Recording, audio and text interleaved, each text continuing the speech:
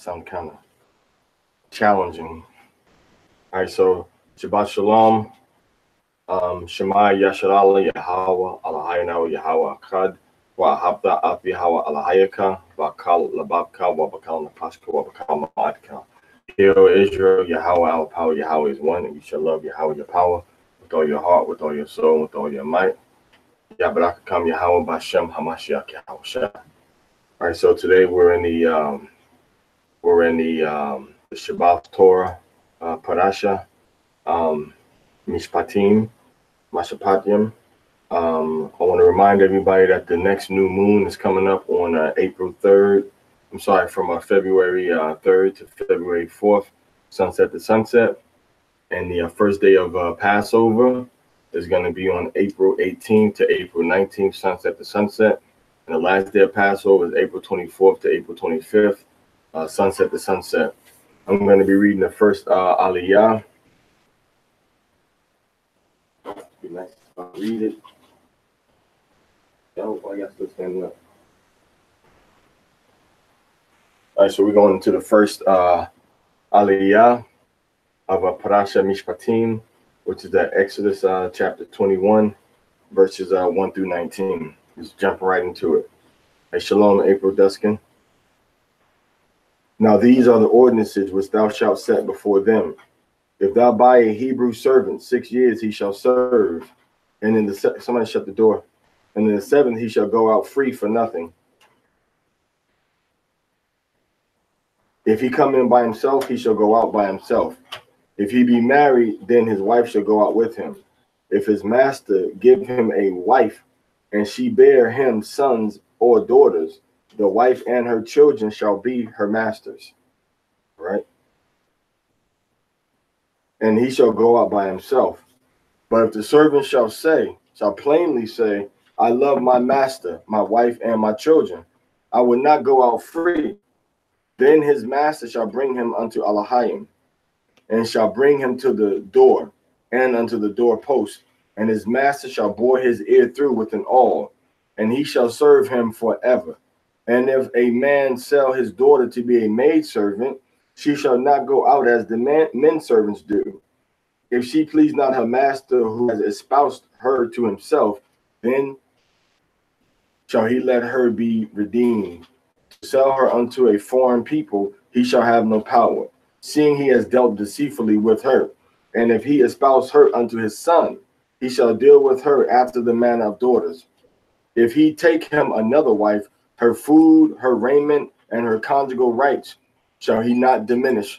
And if he do not these 3 things unto her, then shall she go out for nothing without money. He that smiteth a man, so that he dieth, shall surely be put to death. And if a man lie not in wait, but Alahayim cause him to come to hand, then I will appoint thee a place whither he may flee. And if a man be come presumptuously upon his neighbor to slay him with guile, thou shalt take him from mine altar, that he may die.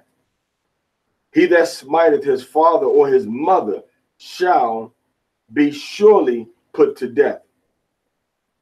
And he that stealeth a man and selleth him, or if he be found in his hand, he shall surely be put to death. And he that curses his father or his mother shall surely be put to death. And if men contend, and one smites the other with a stone or with his fist, and he die not, but keep his bed, if he rise again and walk abroad upon his staff, then shall he that smote him be quit. Only he shall pay for the loss of his time, and shall cause him to be thoroughly healed. So just a quick recap. All right, so a Hebrew can sell himself to another Hebrew, and he can have another Israelite man as his master, as we see in the Torah. There's nothing wrong with that. There's nothing humiliating about that either. There's nothing disrespectful or bad about that. That's the way of the world that we come from. A man can have a servant of another Hebrew, but he can't have that man serve like a Gentile would serve him. All right. And then we see that if a man can sell his daughter to another man, and when he sells his daughter to this other man, he has to deal with the woman as a daughter if he gives that servant that's in his household now to his son to be the wife of his son. Now, if the son then takes another wife, he has to still give the woman, it said food, clothes, and then intimate husband and wife duties, which is agreed upon on the onset or at some point in the marriage. And if he violates that particular agreement, then that woman would be allowed to go free and would not be bound to that man anymore. However, during the time that we're in now, according to what we read in Yahushua HaMashiach in Matthew chapter 5 and Matthew chapter 19, you cannot divorce your woman. You cannot divorce your husband and remarry, all right, unless the woman committed adultery against the man. But if the woman divorces the husband for any reason, she cannot remarry, all right? So now it tells us that you got to bore your big hole through your ear with an awl, which is like a big knitting needle, if the man says he wants to serve his master forever. Now, this is in the instance if the man says that I want to belong to this master as a servant forever, all right? But if he can do that without serving them 7 years, though, this is when he was bought, okay, and he paid. You can just do that voluntarily. I can do that voluntarily, to another man if that's what I choose to do. All right, now, we know the laws about if he had a wife and children, that they would stay with the master. We know that those laws are kind of abridged right now because Yahushua showed that the union of the man and woman are supposed to be permanent. All right. Now it says that if you steal a man, all right, so the so-called white man stole us and we're still found in his hands, the Most High said you got to die for that. All right. So now it says that if you hit a man and that man dies, you're supposed to be put to death. All right. If you fighting a man and he dies on accident, then you got to die on purpose. You got to get killed for that. Right. Then it says that if a man slays a man on accident, like manslaughter, somebody ran out in the street and bam, you might hit your lawnmower blade might cut them and then they pass away or whatever. That was an accident. So with that being an accident, you had a place of refuge that you could run to, and you would stay in that city until the high priest died. And once the high priest died, you could leave the city and go to another city, wherever in the whole country, even when the crime was committed, and live and couldn't nobody touch you. But if you left before the high priest died, somebody could kill you. The avenger of blood could come and kill you because of the death that you caused on the family that hired the avenger of blood. If you put your hand and raise your hand against and you hit your father or your mother, you're supposed to be put to death. That's a high level of disrespect towards your parent. The Most High don't tolerate disrespecting your mother or your father. So, or you're sucking your teeth, or you're back talking, or you're arguing, or you cutting your eyes and you rolling your eyes and you shifting your body and you sliding your feet and you snatching stuff. All that led up to you ultimately thinking you could challenge your mother and father physically, and then you're behind and get put to death for that. So it's best not to start those types of disrespectful habits, and it's best to slap your child in the face if they got disrespectful habits towards you, because if they disrespect you now, they're going to get too big and really start to disrespect you, and you ain't going to be able to discipline them. It might be a big-time physical altercation. So keep your children in check now. Or I don't care what the so-called white man say. You ain't gonna do nothing disrespectful towards your elders and think that you're gonna get away with it. Con? All right. So now if the man can sell his daughter, all right, that's scriptural. A man can sell his daughter to be a servant to another man. So that's my time. We're gonna bring up the next reader that's gonna go into chapter 21, verse 10 to chapter 22, verse 3. Amaria ba'akai kwara'a hatawara. Amaria ban Parashah ban God ban Yasha'Allah. Amadwa Barakwa. Yabraka kami hawa b'Shem Yahushua. Yabraka kami hawa b'Shem Yahushua.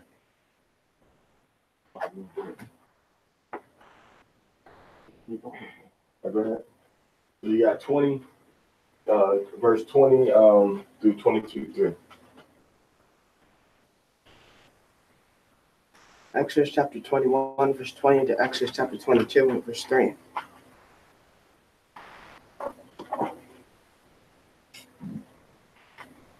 And if a man smite his bondman or his bondwoman with a rod, and he die under his hand, he shall surely be punished.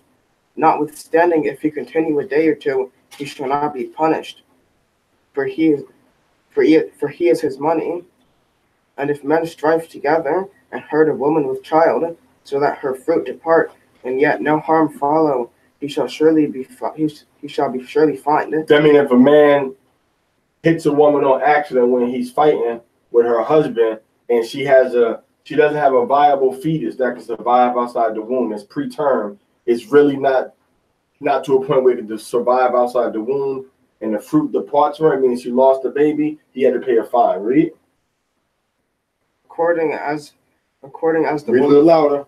According as the woman's husband shall lay upon him, and he shall pay as the judges determine. But if any harm follow, then thou shalt give life for life. That means that if it was a viable fetus that died, now that man got to be killed. Read. Eye for eye, tooth for tooth, hand for hand, foot for foot, burning for burning, wound for wound, stripe for stripe.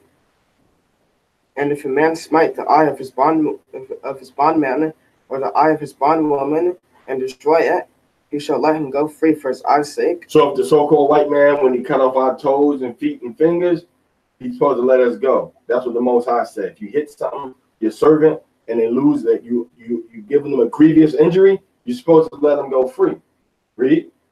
And if he smite out his bondman's tooth or his bondwoman's tooth, you shall let him go free. So that's the Most High showing you got to respect even your servants, man. You got to respect even your servant. See, a lot of people thinking we're going to have a white man in slavery, and we're thinking that we're going to be smacking his teeth out, cutting his fingers off, and all of that. The Most High said, nah, you're not going to be doing none of that, man. This is the law that we're going to have in effect.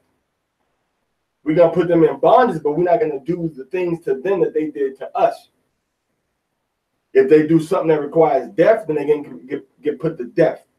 If they injure somebody and cut off a person's finger, on purpose, then their finger's going to get cut off. But if they disobey us, they don't listen to us, then we ain't going to cut their fingers off and their toes and their ears and so forth. They're going to get whipped with the rod, or they're going to get whipped with a whip or hit with the rod, and then they're going to go back to work. But we're not going to be maiming and mutilating people like they did to us. That's wicked. But that's evil. The Most High said don't do that. You understand? So you got to keep these laws of Yahweh even when you're dealing with your servants. Huh? Like what? For his tooth's sake. And if an ox gore a man or a woman, that they die. So an ox horn goes into a person's body. Read. The ox shall be surely stoned. So the ox got killed if that ox injured the person. Could kill the person on accident with his horn or purpose. Read. And its flesh shall not be eaten, but the owner of the ox shall be quit. But if the ox won't, so the owner of the ox, he's not guilty of any crime. Read. But if the ox won't to gore in time past. But if the ox has done this before, has poked his horns at people before, read. And warning hath been given to his owner. And you told the owner, like, look, man, your animal keep hurting people. Your animal keeps doing these things to people. Read. And he hath not kept it in. So the man didn't do nothing to make sure that his animal stopped hurting people. Read. But it hath killed a man or a woman. Now when it kills somebody, read. The ox shall surely be stoned. The ox got killed. Read. And its owner also shall be put to death. And the man got killed too. You see that? Because you didn't take care of your animal to keep him from hurting people. When we already told you, your ox keep hurting people, bro. Like, keep your ox tied up. And then the ox get free and kill somebody. Well, guess what? You got to pay for that crime that the ox committed. And the ox gets stoned to death too. Read. If there be laid on him a ransom, he shall give for the redemption of his life. Which means somebody said, you know what? You killed this person, my servant or my family member, so we need 75,000. We need $1 million from you. my son was working for the family business, and this is what he would have been making for the family, all right, every year. So you need to pay me this every year. I can't do it. Well, we had to kill you then. The Most High is fair. He gave a man a chance to redeem his life. Read. Whatsoever is laid upon him. Call your verse. Verse 31. Whether it have gored a son or have gored a daughter, according to his judgment shall it be done unto him. If the ox gore a bondwoman, a bondman, or a bondwoman, he shall give unto their master 30 shekels of silver, and the ox shall be stoned. So that's the person that doesn't have full freedom, right? Mainly, these are dealing with the different types of Gentile peoples, mainly, all right? So then you got to pay 30 shekels of silver. The owner doesn't get punished, and then the ox still gets killed. Go ahead. And if a man shall open a pit, or if a man shall dig a pit and not cover it. So you got an open big hole in your field, in your pit, or in your yard. You walking through somebody's yard or somebody's field, and bam, what happened? And an ox or an ass fall therein. An animal falls inside the hole. Read. The owner of the pit shall make it good. Meaning he got to pay you for that animal dying. They got injured. Read. He shall give money unto the owner of them, and the dead beast shall be his. And if one man's ox hurt another's, so that it dieth, then they shall sell the live ox, and divide the price of it, and the dead also they shall divide. So now if you got an ox, and one man's animal kills another man's animal, the ox, all right? You sell the animal that's alive, which did the killing, and then the animal that he killed, you cut it in half and you divide it up between the man who owned the dead animal and the man that owns the live animal. Read. Or if it be known that the ox was once to gore in the time past. But once again, if we already told you we got problems with your ox, read. And its owner hath not kept it in, he shall surely pay ox for ox. So now he got to pay for the ox. Go ahead. And the dead beast shall he own. So now he got to pay for the dead ox. He gets full payment for that dead ox. If you told the man that your ox is hurting people, read. If a man steal an ox. Well, go ahead. Parashah. Okay. Sorry. In the English Bibles, it's the same. It's a different chapter. But in your Hebrew Bibles, it's going to be verse 37. All right, go ahead. That's why even when they did up there, man, when they said it to verse 3, it ain't the same in our Bible right here, right?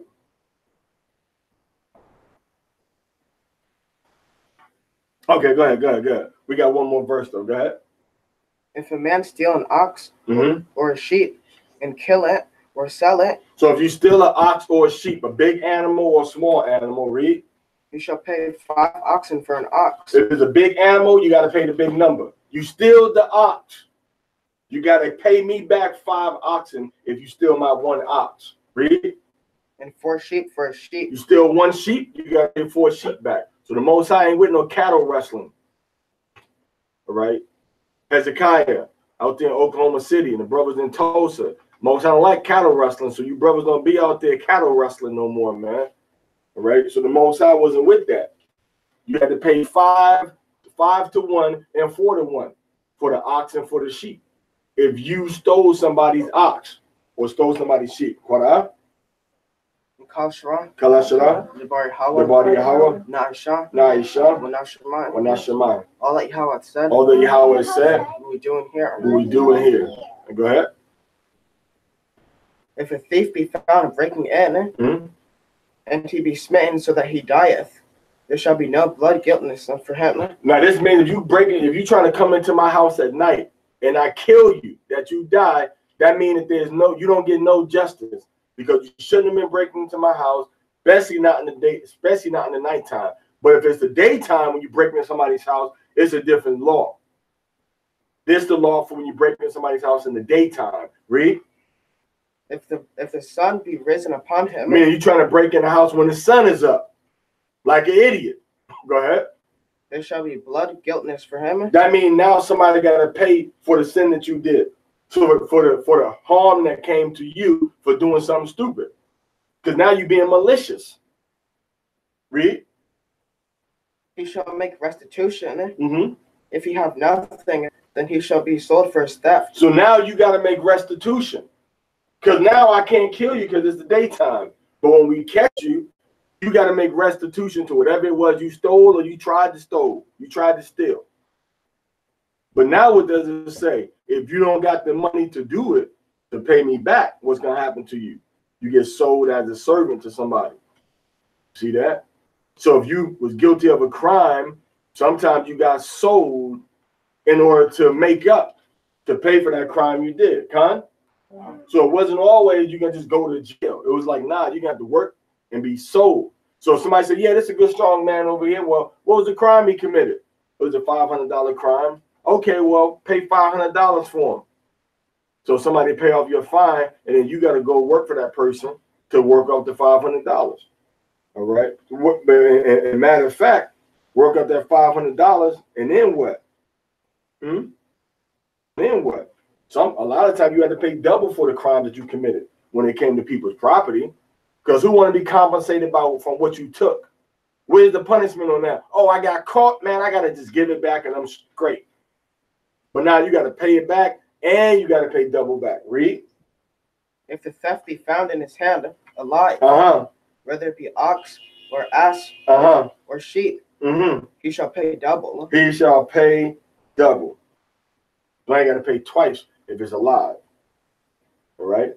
If it's gone or if you killed it, you got to pay 5 times for the ox and 4 times for the sheep. Read. And that's it. That's it now, right? All right. Parashah ban Amadva, Barak.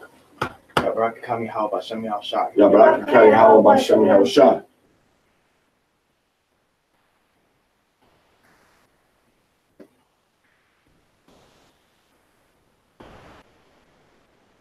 I'll just read the 30. What your first verse you starting at? Exodus chapter 22, verse 4 through Exodus chapter 2 through 26. Yeah, it's gonna be 4 now. We all would say, if a man calls a field a vineyard. Yeah, it's gonna be 5 in your King James Bibles.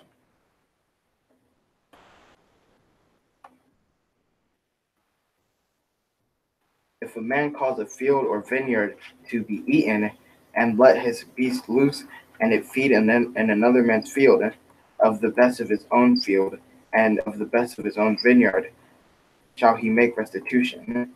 But if fire break out and catch in thorns, so that the shocks of corn, or the standing corn, or the field are consumed, he that kindled the fire shall surely make restitution. That means that if your animal goes and eats my stuff in my field, a lot of time people, and a lot of time because a lot of us are used to the city, man, we don't have these type of experiences. You feel me? But if you got an animal, if you got a dog or a cat or whatever, cow or a goat, and it gets in my garden and it starts eating up my food in my garden, then you gotta let me get the best of what you have to pay me for what your animal did. But if you start a fire and your fire destroys some of my grains, some of my corn, or some of my field of stuff that I'm trying to grow and sell or eat, then you got to pay me back for that.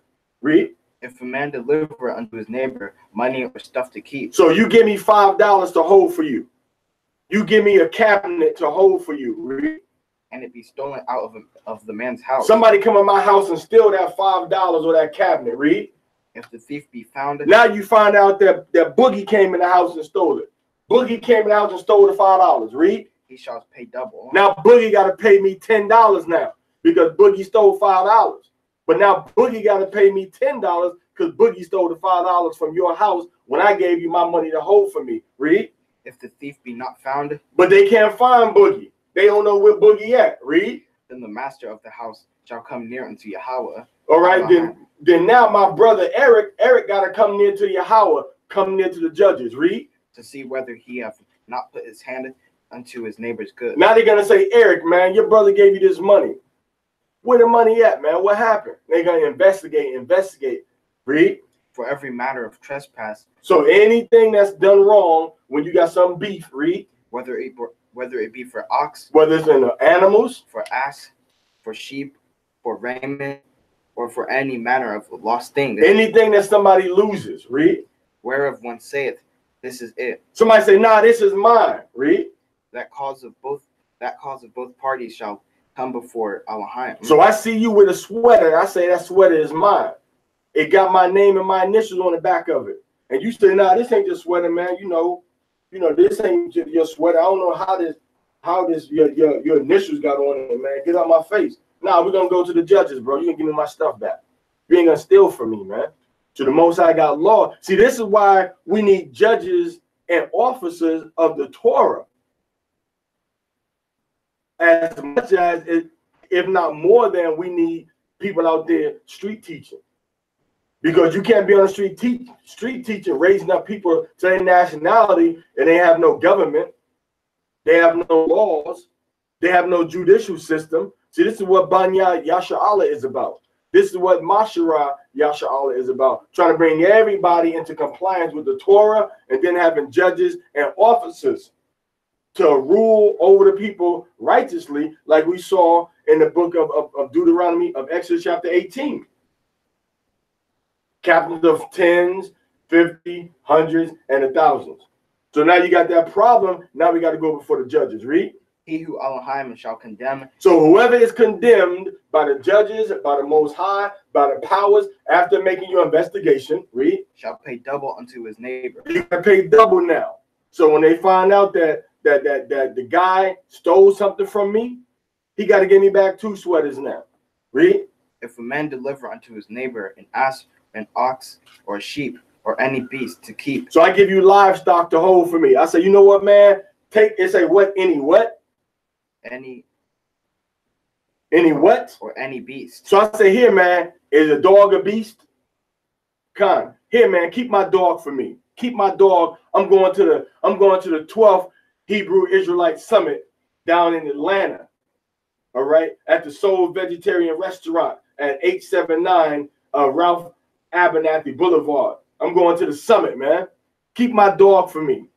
All right, keep my little dog for me. Read. And it die. Now my dog died when you got my dog. Read. Or be hurt. Or my dog come back, his toenails all messed up. He got half of a paw missing. Go ahead. Or driven away. Or now nobody don't know where my dog at, bro. Where my dog at, man? My dog missing. My dog missing, or half his foot is missing, or my dog dies. Read. No man seeing that. Nobody know what happened to the dog. See, the Most High got laws even for animals, man. The Most High is just and righteous and is all-knowing. How you gonna have laws for animals and for dogs running away, or dogs getting into the stolen? Read. The oath of Yahweh shall be between them both. That man got to make a promise to the Most High that he don't know what happened to that animal. He had nothing to do with it. He didn't do it on purpose. That he's ignorant of the matter. Read. To see whether he have not put his hand unto his neighbor's goods. Go ahead. And the neighbor thereof shall accept it. And the neighbor just got to believe, take him for his word. When you bring the Most High into it, he's going to be the one to give you justice if you lying. That's why when you have a case, you say, yeah, the Most High is my witness, man. And you can still do that. You say the Most High is my witness, I didn't do such and such and such. All right?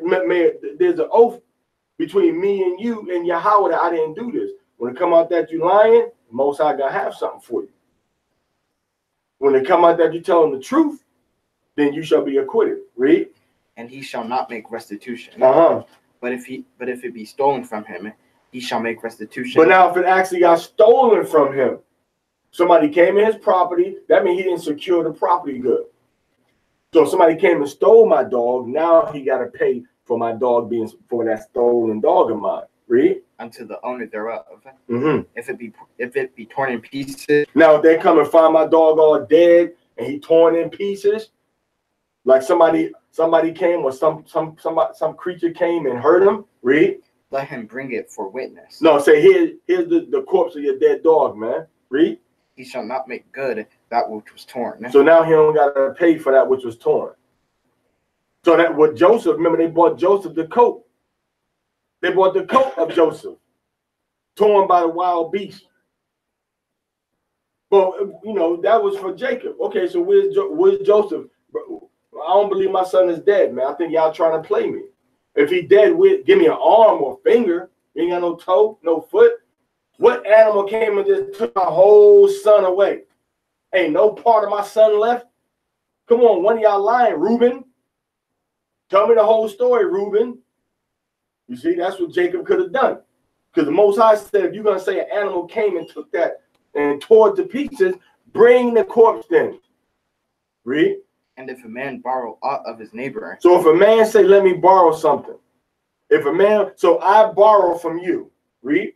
And it be hurt. So I borrow a goat from you. I borrow a goat from you. And the goat gets hurt while I have it. Read. Or die. Or the goat dies. Even worse. Read. The owner thereof not being with it. See, you not with the goat. I got the goat. And I got the goat trying to eat off the weeds in my yard. Right, Naida?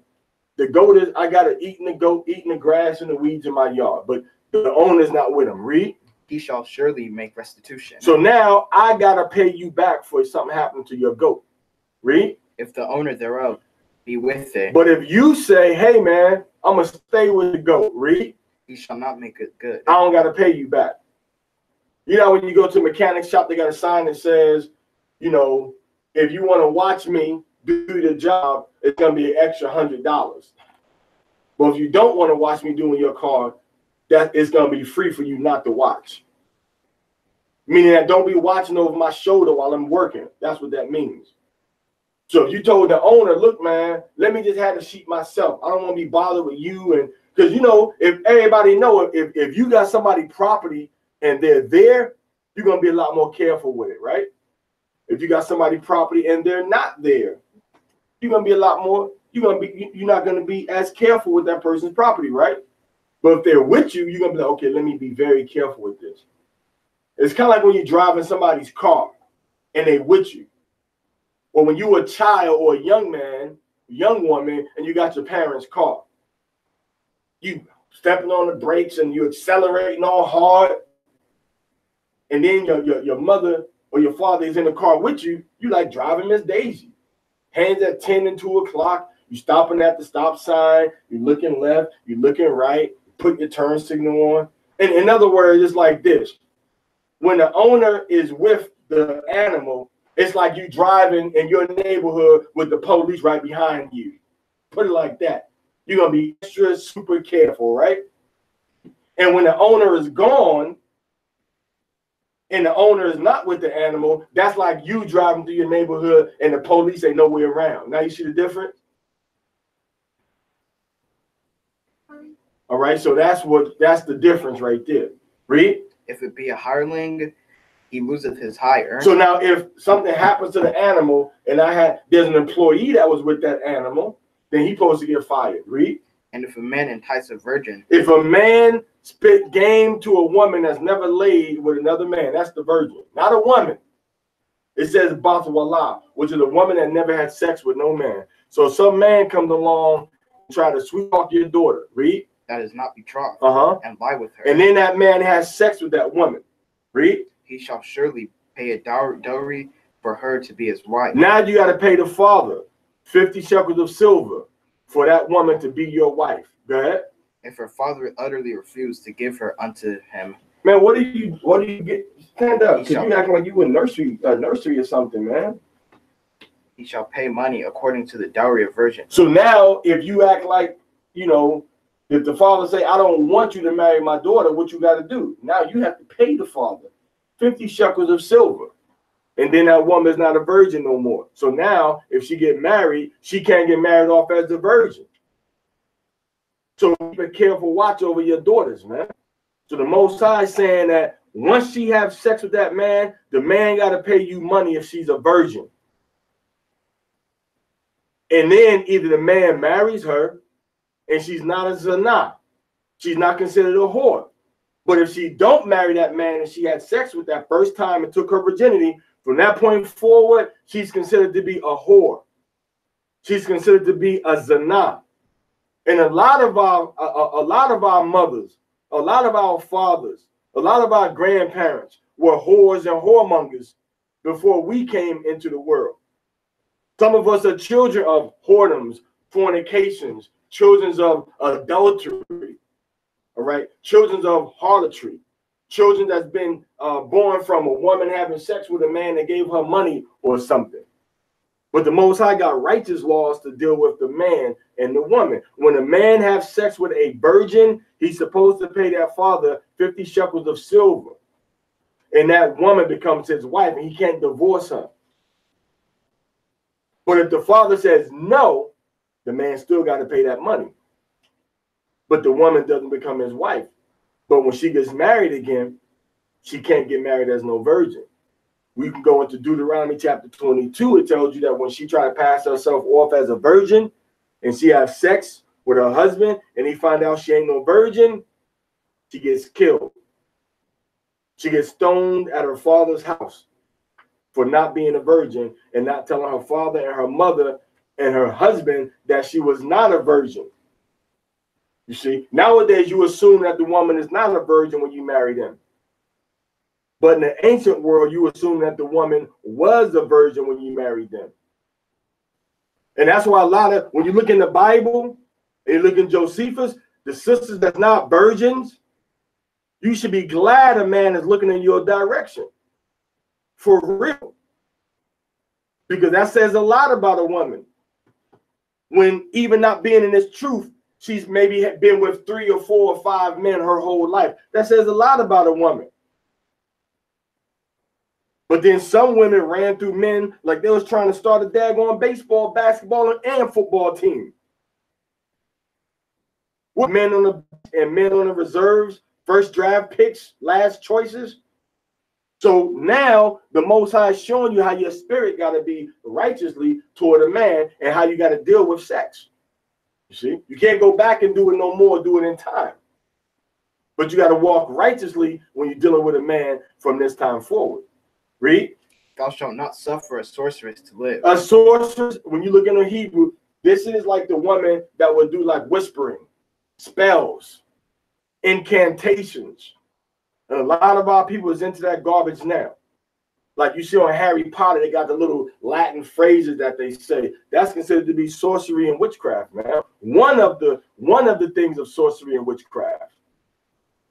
But there's a lot of other things that go into these types of spiritual activities that the Most High is against, man.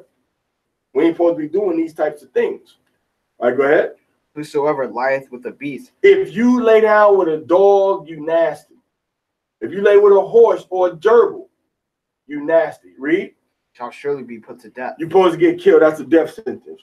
Now, if you do that nasty stuff now, you can repent. The Most High forgive you and you move forward. So you can't be trying to say a person committed a capital crime. What Yahushua told the woman? Go and do what? Sin no more. When she got caught in the act of adultery, right? Go ahead.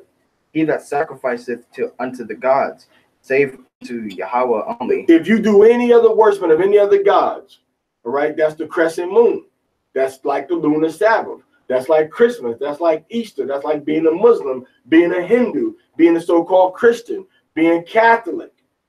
Dealing with trees and eggs and bunny rabbits and crosses and kissing rocks. What the Most High say? Shall be utterly destroyed. The Most High say He's going to destroy you for that. So be careful of these doctrines that you follow in, because a lot of these doctrines are actually following other gods. Read. And the stranger shalt thou not wrong, neither shalt thou oppress him. So the Gentile that's living among you, don't oppress him. For ye are strangers in the land of Egypt. Ye shall not afflict any widow or fatherless child, if thou afflict them in any wise. For if they cry at all unto me, I will surely hear their cry. My wrath shall wax hot, and I will kill you with the sword. And your wives shall be widows, and your children fatherless. If thou lend money to any of my people, even to the poor with thee, thou shalt not be to him as a creditor, neither shall ye lay upon him interest. But if thou at all take thy neighbor's garment to pledge, thou shalt restore it unto him by that the sun goeth down. For that is his only covering, it is his garment for his skin. Wherein shall he sleep? And it shall come to pass when he crieth unto me, I will hear, for I am gracious. So if somebody give their garment up for, let's say I got this type of garment right here, nice garment, you know, gold thing, I give it to you for collateral, so I can do some things I need to have done. Well, I give it to you, but then when the sun goes down, before the sun goes down, you're supposed to give it back to me because this is my covering. Most High is gracious, and we're supposed to be gracious toward each other. But the thing is, every day, everybody going to see me coming forth to your house. Man, all right, I didn't pay that man that money back yet. Man, you see, now you're going to get a bad name. Ain't nobody going to want to loan you no money again. You see that? Because you're going to take forever to pay them back. So this garment is a reminder that I owe you the money. So every day I come, you know, you come to me, you bring the garment back to me. Then every day you come and you get the garment from me and I give it to you again. But if I don't give you the garment, then we got a legal problem now. Now, most likely, we already saw that. Now it's like you're stealing from me. And the law already told us that when you steal like that, then you got to get sold for your theft. So now we got different laws that we got to sit down and talk about as a council of judges. Not a council of elders, but a council of the judges. And then the judges determine what's going to happen. All right?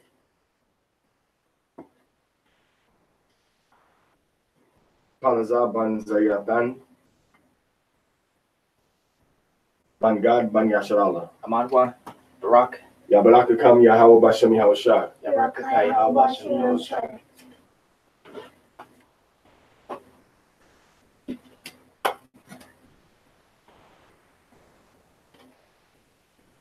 All right.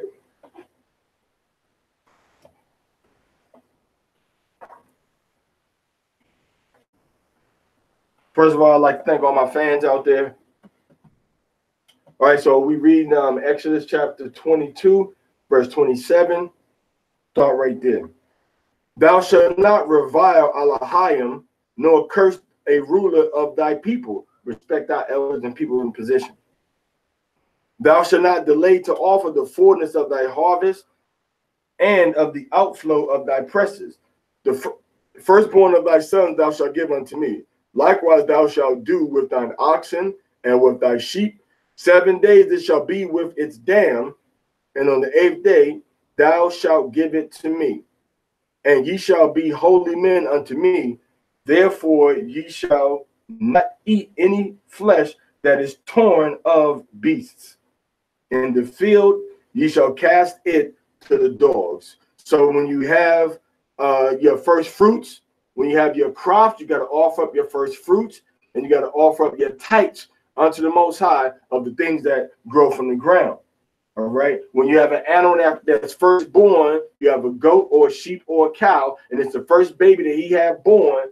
That male that he has born got to be given back unto the Most High. All right. Kalashal the body Yahweh. Naishawa Nashemai. All that Yahweh has said, what we doing here. Now, Exodus chapter 23, verse 1. Thou shalt not utter a false report. Put not thy hand to be with the wicked, to be an unrighteous witness. That means that an unrighteous person, a wicked person that don't keep the Torah is not supposed to be given any type of testimony in court proceedings.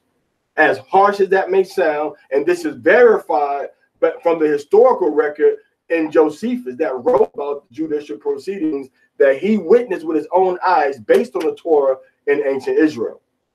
All right.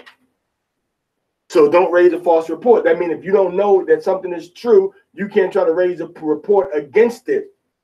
All right. Verse 2.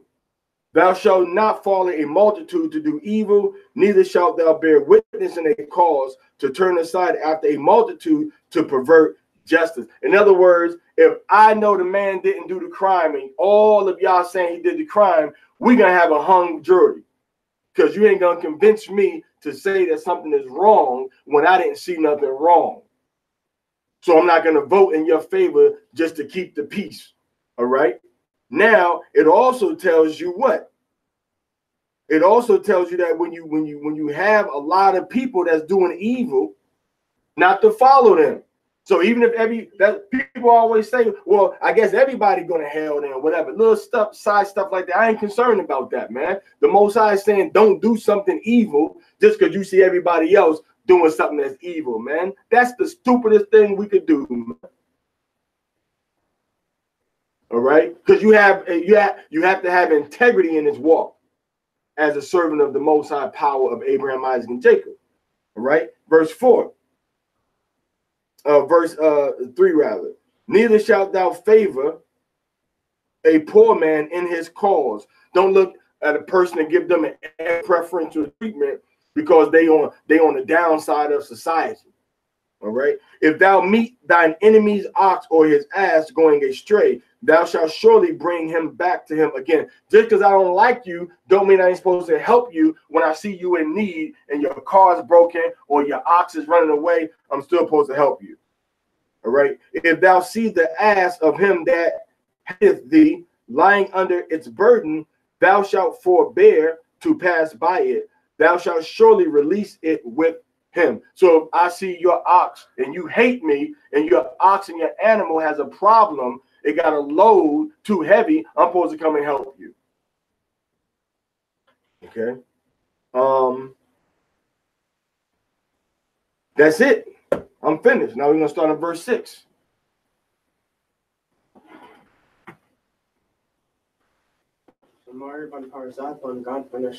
Amadwa. Barakwa. And here. Amadwa. Barakwa. Ya baraka kami hawa bashami al-shai. Ya baraka kami hawa bashami al-shai.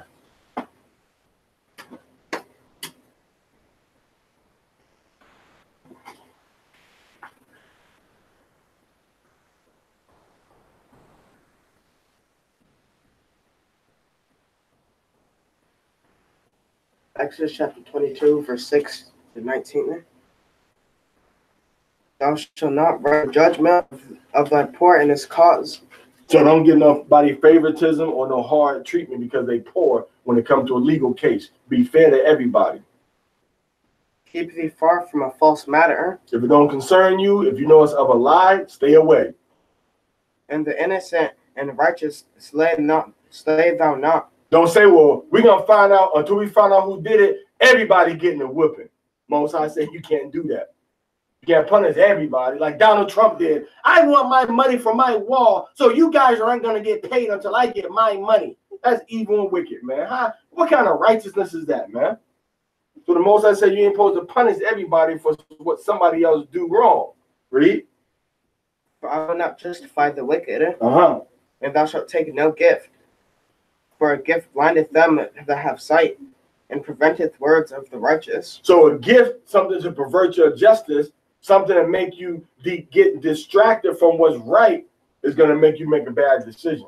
So keep your mind clear and sober. Read. And a stranger shalt thou not oppress, for you know the heart of a stranger. So the Gentiles that live among you, the Most High say don't oppress them, because we know what it's like to be a foreigner in another land. Read. Seeing ye were strangers in the land of Egypt. Because we were Israelites in a foreign land, in the land of the Africans, the land of Ham. Read. In 6 years shalt thou sell thy land. And now, why? Now listen to this. Why would the Most High call us, say this is a foreign land to us in Egypt, but you Negroes want to claim all of Africa? And the Bible is telling you that this is a foreign land to you. Check that out. The Most High said you were strangers in Egypt. That wasn't your land. But you're going to come and claim all of Africa now, right? All of Africa is yours. But the Most High said, nah, you was a stranger. Meaning that wasn't your origin place. That wasn't your homeland. That wasn't the land of your nativity. You come from the territories from the Nile going up to the Euphrates. That's where Abraham came down from. From Haran. Eastern Turkey. Read. In 6 years thou shalt sow thy land, and gather in the increase thereof. So you got a 6-year agricultural planting and harvest cycle in Israel. Read. But the 7th year thou shalt let it rest and lie fallow. The 7th year you don't plant no crops. Read. That the poor of thy people may eat. Whatever grows, the poor people eat that. And what they leave, the beast of the field shall eat. And what the poor people eat, the beast leave. the beast can come and eat. Torah. In like manner thou shalt deal with thy vineyard Mm-hmm. and with thy olive yard. Things that grow from the vine and things that grow on the trees, the olives and grapes and all of those, you do that the same thing. You don't plant them and you let the poor people get them. And then what the poor people don't get, they leave for the animals can come and get them. Torah. 6 days shalt thou do thy work. A work day cycle of 6 days. See the continuity the Most High is saying? The Most High say 6 years, 7th you rest. 6 years, the 7th you rest. 6 years, the 7th you rest. Now, 6 days, you do all your work and what? And on the 7th day thou shalt rest. You see, 6 and 7. 6 and 7. Uninterrupted. Got nothing to do with the moon. Nothing to do with the moon. No more than the 6 days that we rest, the 6 years that the land is harvested, and the 7-year rest. That don't have nothing to do with the moon, does it? So it's the same exact thing. 6 actual evenings and mornings were the first day. 6 days of evening and morning. And then at the end of the morning, going toward the going toward the evening, now you got the 7th day. Every Sabbath, 7 days uninterrupted. Read. That thine ox and thine ass may have rest. And the son of thy handmaiden. You see that? What kind of rest you gonna have with you got a so-called lunar Sabbath? You got a Sabbath come up, you say on the 29th, animal rest, and then the 30th day come, all right, and then the first day of the month come again, and bam, the second day of the month is right back to work. That ain't what the Bible is talking about. The Bible don't have that many days of work, of that little bit of rest back to back. You got what? Ain't no rest. The Most High said you got 6 days of rest. All right, 6 days of rest. Not 6 days, then you break a day. You break 2 days, then you got to go right back to work. If anything, the Most High got you having Sabbaths back to back, because you got a weekly Sabbath and you got a new moon that fall right behind each other. Right behind each other.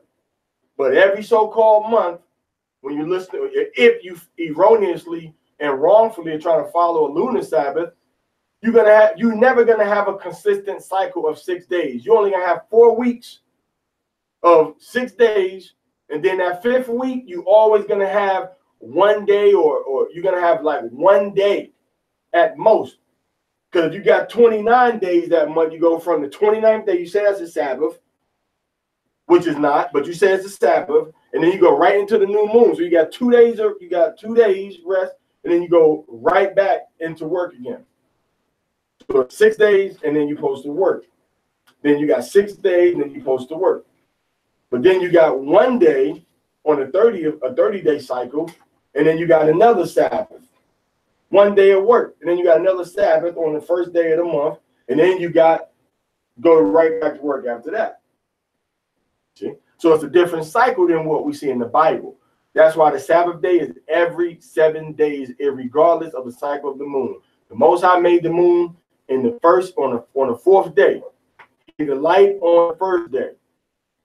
He made a day in the first day. And on the 4th day, he made the moon, the sun, the stars, and the constellations. 3 days later, what do we have? A Sabbath, right? Okay, go ahead. And the son of a handmaiden and the stranger may be refreshed. And in all things that I have said unto you, take ye heed, and make no mention of the name of other gods. Neither let it be heard out of thy mouth. 3 times thou shalt keep a feast unto me in the year, the feast of unleavened bread, which is the Passover, the 4th/15th day of the first month. Go ahead. Shalt thou keep. 7 days thou shalt eat unleavened bread, as I commanded thee at the time appointed in the month of Abib. The month of Abib means the first constellation, when the sun is going to be in that first constellation, that lunar cycle, that a new moon that takes place in that period. Read. For in it thou camest out from Egypt, and none shall appear before me empty. It's not talking about money. It's talking about you bringing your fruit and your harvest to Jerusalem to the priests. When you go to appear before Yahweh at Jerusalem, that's what it's talking about. You see? That's what it's talking about. Con? It ain't talking about you bringing money to the feast to put into the pockets of the leaders of your camp or of your school. That's exploitation. If you want to say what the Passover cost, okay, you find out who's coming and you distribute that cost fairly amongst everybody. That's how you're supposed to do that. Not trying to make a profit, make money off of the people every year. You got the Passover, man. That's wicked as hell, man. All right? And I don't care who don't like it, man. A lot of you camp leaders, the big ones and the small ones, you wicked and you evil trying to exploit the people, making them pay you a profit. Trying to make a profit off of people for the Passover, man. The Most High gonna destroy you for that, man, because that's exploitation, and the Most High hate when you oppress and take advantage of his people, man. So you better stop that foolishness, man. Trying to charge some daggone body for the Passover above what it costs you. You rent the building for $800, and the food gonna cost you $500. That's $1,300, and then you might have security for $300. That's $1,600. And you got 100 families coming, decoration and all of that. You spending maybe $2,000 for the Passover. And then you got like 50 families coming. And you try to charge every family $150, man. You see that? What's that? 150 times 10. That's 15. What's 150 times? You got 50 families coming. So you're making $7,500 about. On the Passover, charging 150, you understand, times 50 families, man. Trying to make $7,500 off of an event that costs you, what, $2,000, $3,000 to put together, man. If the Most High wanted you to try to make a profit off of keeping his holidays, he would have told you, man. You don't be trying to charge no profit for the Most High's feast days and holy days, man. And if you're doing that crap, man, you a wicked nigga, man, and you don't got the love of Yahweh in your heart. Because it don't take me to tell you that that's wicked, man. You know within yourself you shouldn't be doing that. All the times we've been having feasts and celebrations for Passover since I've been in the truth, since the year January 1994, we ain't never charged nobody a daggone dime, man, for no Passover unless they were helping to share the cost of what it took to put everything together. And we let them know, hey, it's going to cost us $2,000, $3,500 to do the Passover. How many families we got coming? How many individuals we got coming? How much we need everybody to contribute to make this happen? And bam, that was it. But y'all, oh, how much it's going to cost? Okay, so yeah, we're going to charge everybody this much. And then when Passover is over, we're going to come up, my nigga. We're going to come up. We're going to make $100,000 on Passover this year. See that? And that money is tempting to y'all, man. And a lot of y'all, that's what y'all doing, man. Y'all using the flock of the Most High to make money off of them, man. All kind of products you selling them. Mandatory. How you going to make somebody buy something from you, man? You a wicked-ass nigga you doing that, man. You going to make somebody buy something from your wicked ass because you ain't got no damn marketing skills. You're going to make everybody in your camp, well, you got to buy this for me. And then you're going to talk about Nathaniel and then with they wicked asses too, man. They wicked behinds too. You got to buy this from me, man. You got to buy this from me. See that? Making money off the... If you want some money from somebody, you tell him, bro. Like, look, man. We got this organization. We trying to do this X, Y, and Z. We need all y'all men to contribute about $50 a month so we can make this thing happen, man. And that's it. So $50 a month, you got 50 brothers doing that. That's what? That's $2,500 a month, right? There's $2,500 a month. You got 50 brothers doing that a month. $2,500. All right. That means that in that's $2,500. That means that in the course of a year, all right, you made like you making like $30,000 off of these men. What are you doing with that money? You living off of it? What are you doing? You paying your mortgage, paying your rent, paying your insurance, paying your plane tickets? Now, I'm going to tell you something, man. Paul said when he went out to these countries, man, he didn't want to take no money from nobody, man. He said he didn't want to take no money from nobody. But I understand we're in a different time period now, man. we're in a different time period where it's not as easy to travel. See, Paul could just jump on a boat and go. Now you got to go on a plane. You got to. It's a lot more expensive to travel now. So if you're traveling doing this work, man, let it. Okay, we're gonna go on travel and we're gonna do this work, man. But who's watching the pockets? Who's watching the coffers of the organization, right? So if you got a product you sell, you tell, bro, hey man, I got this product I'm selling, man. I got this product I'm selling. I want to make money off of it, so help me market it. If anything, man, if you were smart, you would have the brothers marketing for you. That's part of your body organization, and you'll be sharing the profit with them. You'll be actually creating business within your organization, your body, your congregation, your kehillah, your community, your camp or whatever, instead of looking at the men as dollar signs to put more money in your pocket, you will see them as men that you can help build up, and y'all can help build each other up. That's what a body is supposed to do. All right, so stop trying to make money off of the holy days of the Most High, man. All right, read. And the feast of the first fruits of thy labors. The feast of the first fruit, which is talking about the feast of the feast of weeks, Pentecost, which is 50 days after the 15th day of the month.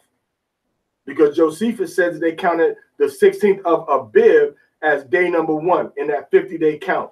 And once again, this ain't no pot shot to nobody, man. But you cannot get 7 weeks if you only counting by the lunar Sabbath, and that's how you count your weeks. Because you can't have 7 weeks and have 50 days. Why? Because you got like 1 or 2 floater days in between when the month is over and the month starts again. So, let me see it. It's impossible. You got to count a real week, 7 days.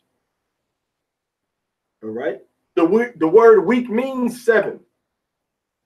So what kind of week you got that's 1 day? When the new moon, when the month only has 29 days, Ashara.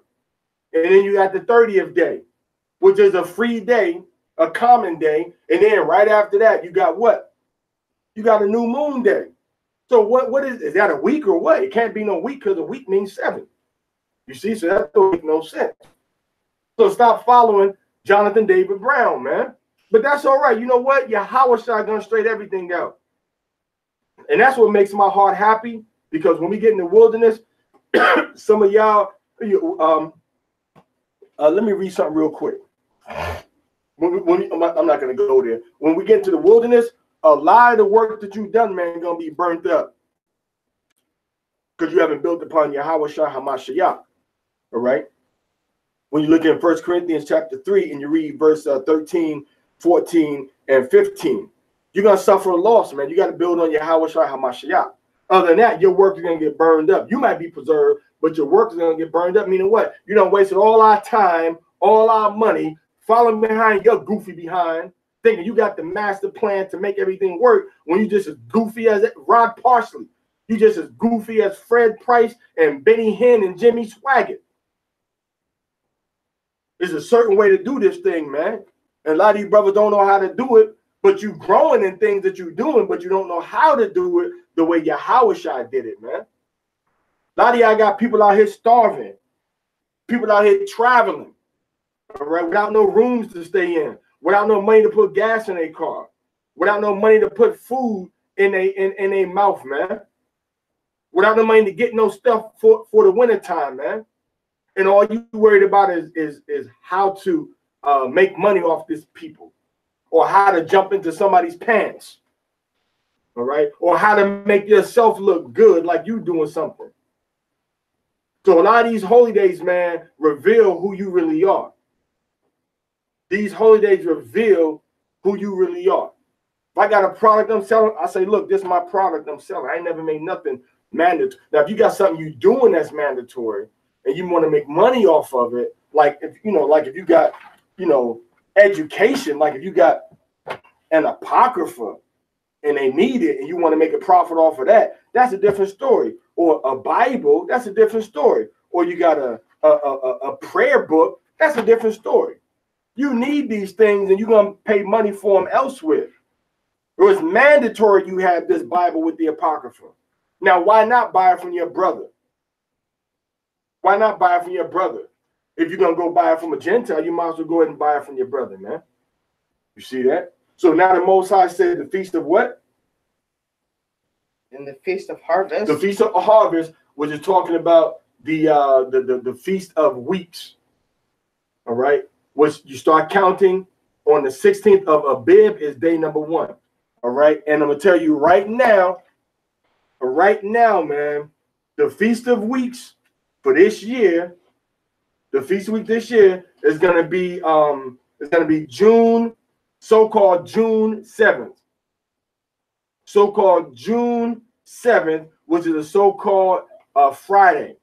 That's when the feast of weeks is gonna be this year. Read. The first fruits of thy labors, which thou sowest in the field, and the feast of ingathering. The feast of ingathering, which is talking about the feast of booths, which is going to be on October 11th this year. October 11th is the first day, and the beginning of the last day is October 18th.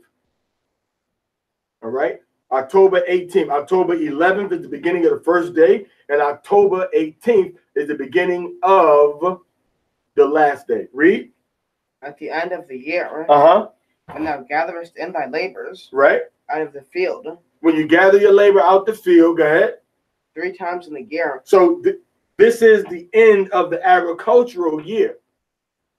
Read. All thy males shall appear before Yahweh, before Adunya Yahweh. So 3 times a year we went to the temple and appeared before Yahweh. 3 times a year we went to the temple and appeared before Yahweh. Go ahead. Thou shalt not offer the blood of my sacrifices with leavened bread. So when you do sacrifices, which was what the Levites were doing, you couldn't put no leaven, no yeast in that. All right, go ahead. Neither shall the fat of my feast remain all night until the morning. The choicest first fruits of thy land thou shalt bring into the house of Yahweh thy Elohim. Thou shalt not seethe a kid in its mother's milk. So don't boil, don't bashal. That's the word. Don't bashal a goat in his mother's milk. That's what it literally means. Don't bashal, don't boil. Don't put a goat's meat, all right, a baby goat, and take the meat, and then you're going to put it into a pot with his mother's milk. That's what it means. It doesn't mean separate dairy. It doesn't mean no cheeseburger. It doesn't mean no macaroni and cheese with ground lamb. It don't mean that. It means literally what it says. Don't take a goat's, a baby goat, and boil it in his mother's milk. All right, go ahead. That was 19. All right, our next reader. Parashah Parzah ben Gad ben Yasha'Allah. Amadva. Barak. Ya Barak Kami Yahweh Bashem Yahshai. Ya Barak Kami Yahweh Bashem Yahshai.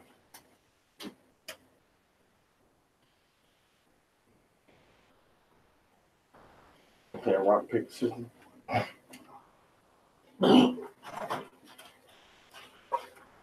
Exodus chapter 23, verse 20 to 25. Behold, I send an angel before thee to keep thee by the way, and to prepare thee into the place which I have prepared, and to bring thee into the place which I have prepared. Now, we went over that last night. The angel is Yahushua, because Yahushua said that he is the way, the truth, and the life. Yahushua said, I go to prepare a place for you. Read. Take heed of him and hearken unto his voice. That's Deuteronomy 18:18. Listen to the prophet Yahweh raised up. So this angel is going to be talking with us then and in the person when Yahushua came down. Read. Be not rebellious against him. Don't rebel against Yahushua. That's the messenger of Yahweh. Read. For he will not pardon your transgression. For my name is in him. But if thou shalt indeed hearken unto his voice, and do all that I speak, then I will be an enemy unto thine enemies, and an adversary unto thine adversaries. So following Yahushua is the only way that the Most High is going to be an enemy to those that are your enemy, those that oppress you, those that are your adversaries since we came out of Egypt.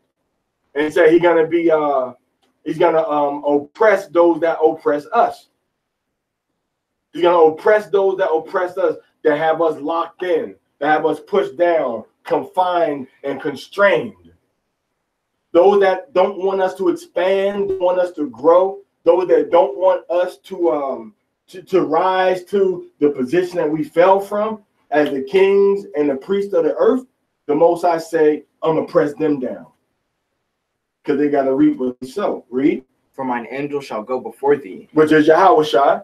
and bring thee in unto the Amorite, and the Hittite, and the Perizzite, and the Canaanite, the Hivite, and the Jebusite, and I will cut them off.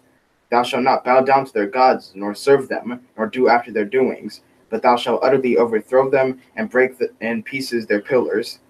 And ye shall serve Yahweh Elohim, and he will bless thy bread and thy water, and I will take sickness away from the midst of thee. All right. Parashah ban Zayatan, ban Gad, ban Yashrala. Madwa, Barak, Yabarak kam Yahweh Bashem Yahweh Shai. and Mordecai, Yahweh, Bashem, Yahweh, Shai.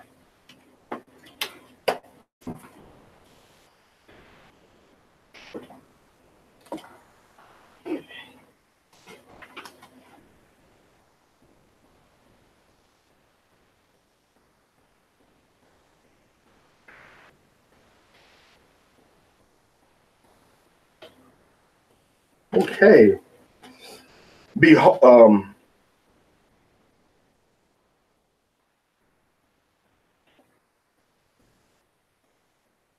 none shall miscarry, nor be barren in thy land. Exodus 23:26 through 24:18. None shall miscarry, nor be barren in thy land. The number of thy days I will fulfill. I will send my terror before thee, and will discomfort all the people to whom thou shalt come. And I will make all thine enemies turn their backs unto thee. And I will send the hornet before thee, which shall drive out the Hivite, the Canaanite, the Hittite from before thee. I will drive them out from before thee in 1 year, lest the land become desolate and the beasts of the field multiply against thee. By little and little I will drive them out from before thee, until thou be increased and inherit the land. And I will set thy border from the Red Sea even unto the sea of the Philistines, and from the wilderness unto the river. For I will deliver the inhabitants of the land into your hand, and thou shalt drive them out before thee. Thou shalt make no covenant with them, nor with their gods. They shall not dwell in thy land, lest they make thee sin against me. For thou wilt serve their gods, for they will be a snare unto thee. Kalashana the body of Hawa. Na Aishawa na Shemai. All that Yahweh has said, what we do and hear, and stay awake so we can hear it. Right, Deuteronomy Exodus chapter 24, verse 1. And Yahweh said unto Moshe, come up unto Yahweh, thou and Aharon, Nadab, and Abihu, and 70 of the elders of Yasharallah, and worship ye afar off. And Moshe alone shall come near unto Yahweh, but they shall not come near, neither shall the people go up with him. And Moshe came and told the people all the words of Yahweh and all the ordinances, and all the people answered with one voice and said, all the words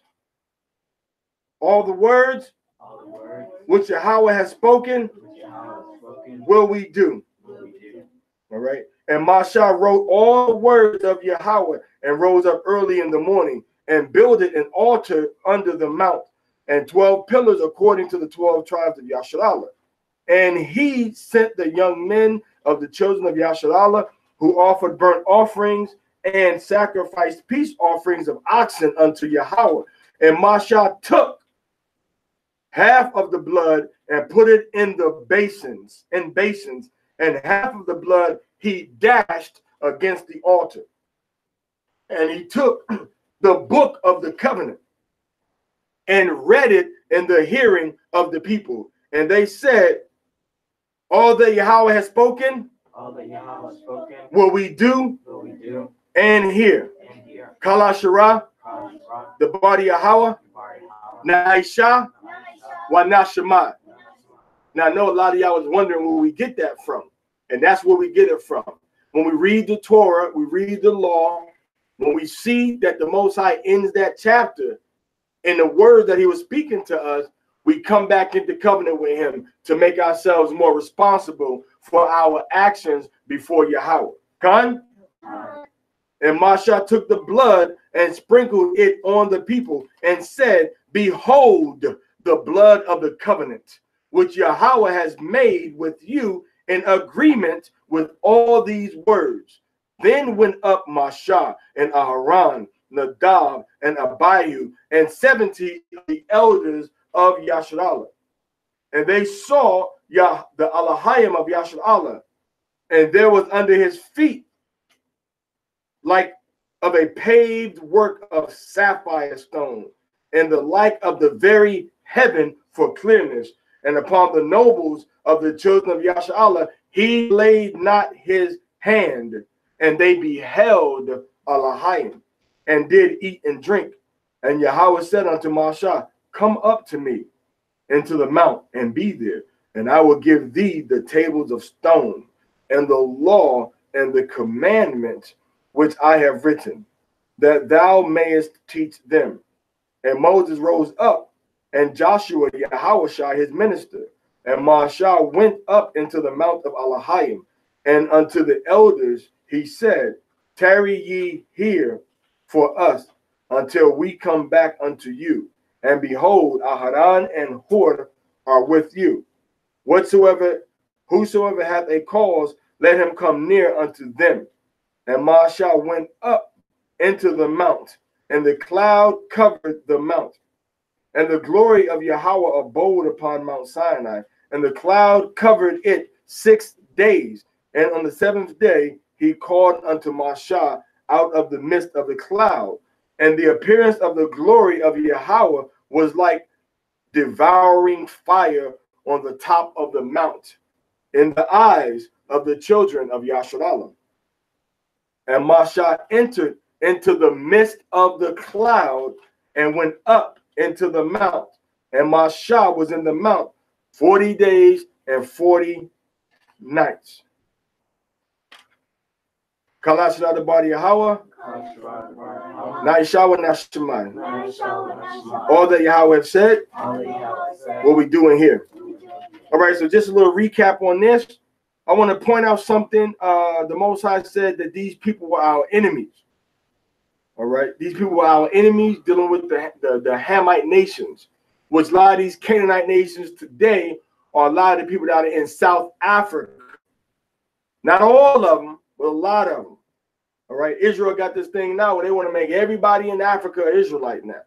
Ain't no Hamites left in the world. Let them tell it.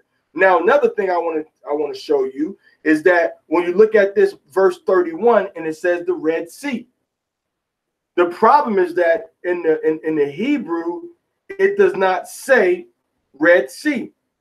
All right, it does not say Red Sea. In the Hebrew it says Shawap or Sawap. It says the Sea of Reeds. The Sea of Reeds. Now, when they took the Latin, they translated it as the Red Sea. And all your Bibles say Red Sea. But this is a problem I got. A reed is like a little kind of hollow straw that grows in the water. And you can bend it, real easily sometimes. But they're kind of hollow, have a hollow part in the middle, then have some little fibrous stuff around it, and then like a little shell on the outside of it. That's what a sawap is. Now, this is the problem. Now, this is how you know that the book of Enoch is fake. Why, if the book of Enoch was written before the whole Bible was written, before Genesis was written, way before Moses was even born, the book of Enoch was written, why does it have the same translation mistake as the Latin Bibles have and the English Bibles have? If it was written in the language, in the Hebrew, and Enoch was the first one to learn how to write. How this nigga making mistakes writing?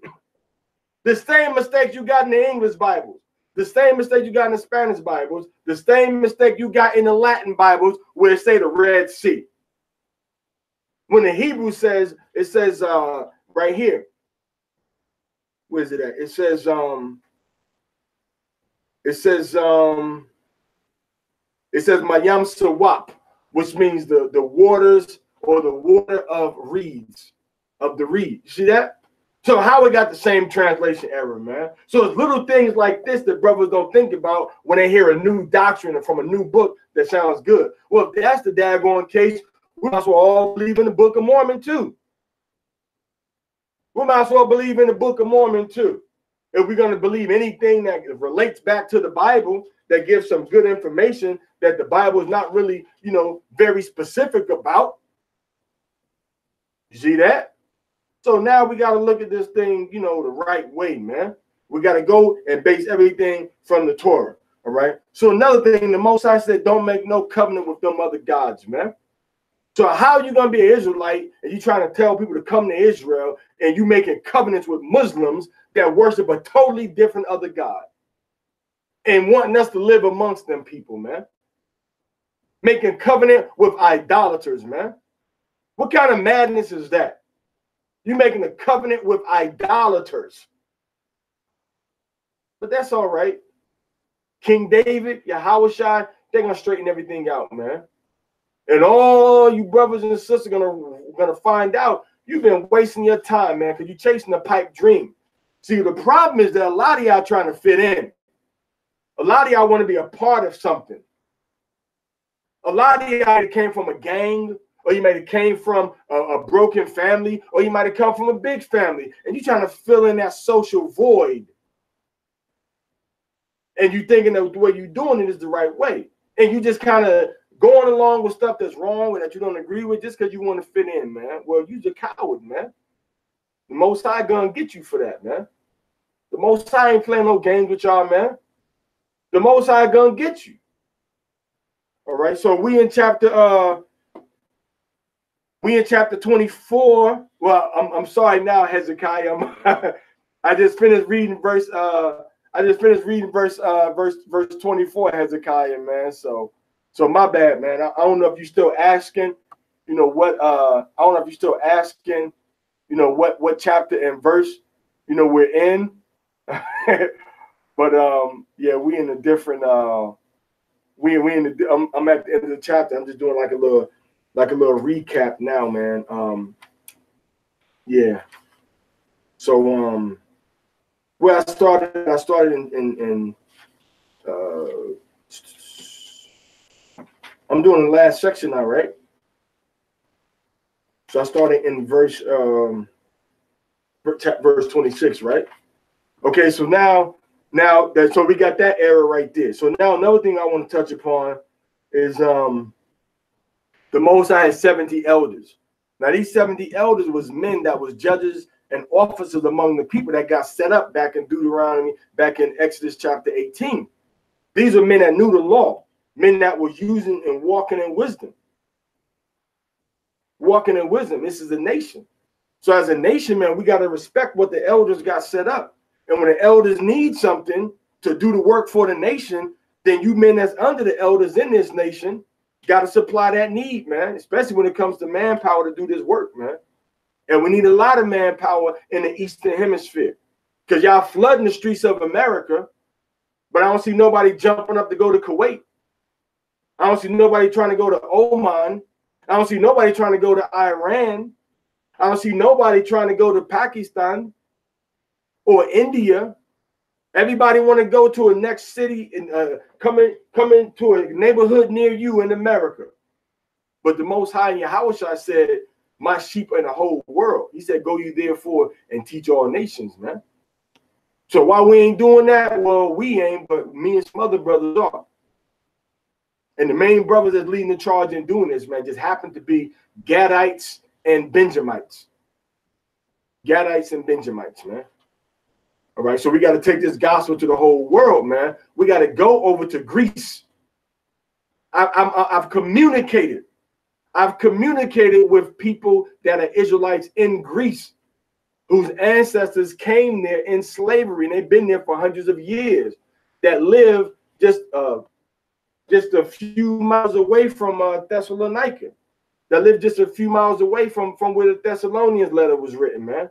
And they still there today. You see? They still there today, man. They still there today. So we got to go to, Greece. We got to go to Turkey. We got to go to Georgia, Russia. We got to go to Armenia. We got to go to Syria. We got to go to Israel. We got to go to Jordan. We got to go to Iraq. We got to go to Basra. We got to go to Tehran. We got to go to Iran. You see? We got to go to these places, man. So what y'all brothers waiting on, man? Stop being shook. We got to go teach our people in the whole world, man. Yahushua said, go ye therefore and teach all of America, from the Pacific to the Atlantic, right? Yahushua said, go ye therefore and teach all of the Western Hemisphere. Or did he say the world? What did he say, the world or the Western Hemisphere? He said the world. And don't look on money. All right? Don't look at money, man. If you look at money, man, you never get nothing done, bro, for real. You never get nothing done. You never get nothing done. You just looking at money, man. So this is what Yahushua said when he said, don't worry about tomorrow, man. Tomorrow will take care of itself, man. All right? He said that the birds and the little animals in the field and the lilies, they don't work, but the Most High always make sure that they got food, man. My first trip to Mexico, my first trip to Mexico, the Most High put somebody beside me on a plane that gave me a place to stay, gave me a ride around town. Never met this person before in my life, and he wouldn't take a dime from me to do that, man. When I went to India, the Most High literally had a person stop in front of us, told us to get in, and took us to the so-called black organization in that particular town, and asked us what we were there for. And we taught the brothers. Then the brother said, call me in a few days, man. I have some place for you to stay. All right. So then the brother told us to stay where he was staying at, right beside them. Wouldn't take no money. Gave us food. Wouldn't take no money for the food or nothing, man. You see that? So don't worry about the money, man. If the Most High is with you, who can be against you? Finances, the government in another country, nobody can be against you if the Most High is for you, man. Stop playing it in the safe zone, man. You've been too comfortable in this captivity, Israel. I can't even tell you how many times I've been in and out of America, man. I ain't gonna really count Mexico because America's right across the border over there, man. You know, I'm talking Canada, Mexico, America, Guatemala, Belize, all right, Dubai, Oman, all right, well, not Oman, Doha, all right, Sri Lanka, India, the border with Pakistan. We're talking with brothers and dealing with brothers and sisters all over the globe, man. Get out that safe zone, Israel. Inbox me on how you can help spread the truth to our people that's across the globe, man. Where we come from. We don't come from America. This gospel got to be put into the whole world. All right, the brother Nathan Phillips, all right, and the brother Chief Ephraim, they got Gad and Ephraim taken care of. CNN gonna take care of that for you. The truth is gonna spread in America through internet, through word of mouth, through TV, through the news or whatever. His sheep gonna hear his voice. But on the Eastern Hemisphere, man, I couldn't get no signals at most of them places I went to in India. I'm on the porches and balconies doing all kind of contorted movements to try to get a good signal, man. All right. I had pretty good coverage in Sri Lanka though. So go figure. But anyway, yeah, we gotta push this truth out to where our people are, man. Which is all over the globe, man. All over the globe, Yasha Allah is there. All right. So Yahushua said the end is gonna come after we spread this word to everybody, yo. We gotta stop wasting time, man. So the Most High say these gods that they were serving are going to be a snare unto us. All right. So now we enter into covenant with the Most High in Exodus chapter 24, round about verse 5 and 6. That's the blood of the covenant, the first covenant. Now Yahweh gives us the blood of the covenant in the second covenant when you go in Jeremiah chapter 31, verse 31 through 35. And when you go to the book of Hebrews chapter 8, verse 8, 9, and 10, the second covenant is going to be when the law is going to be written right here in your heart. You ain't going to have to teach everybody the laws no more of Israel, because all of us are going to know the commandments of the Most High, Yahweh. See that?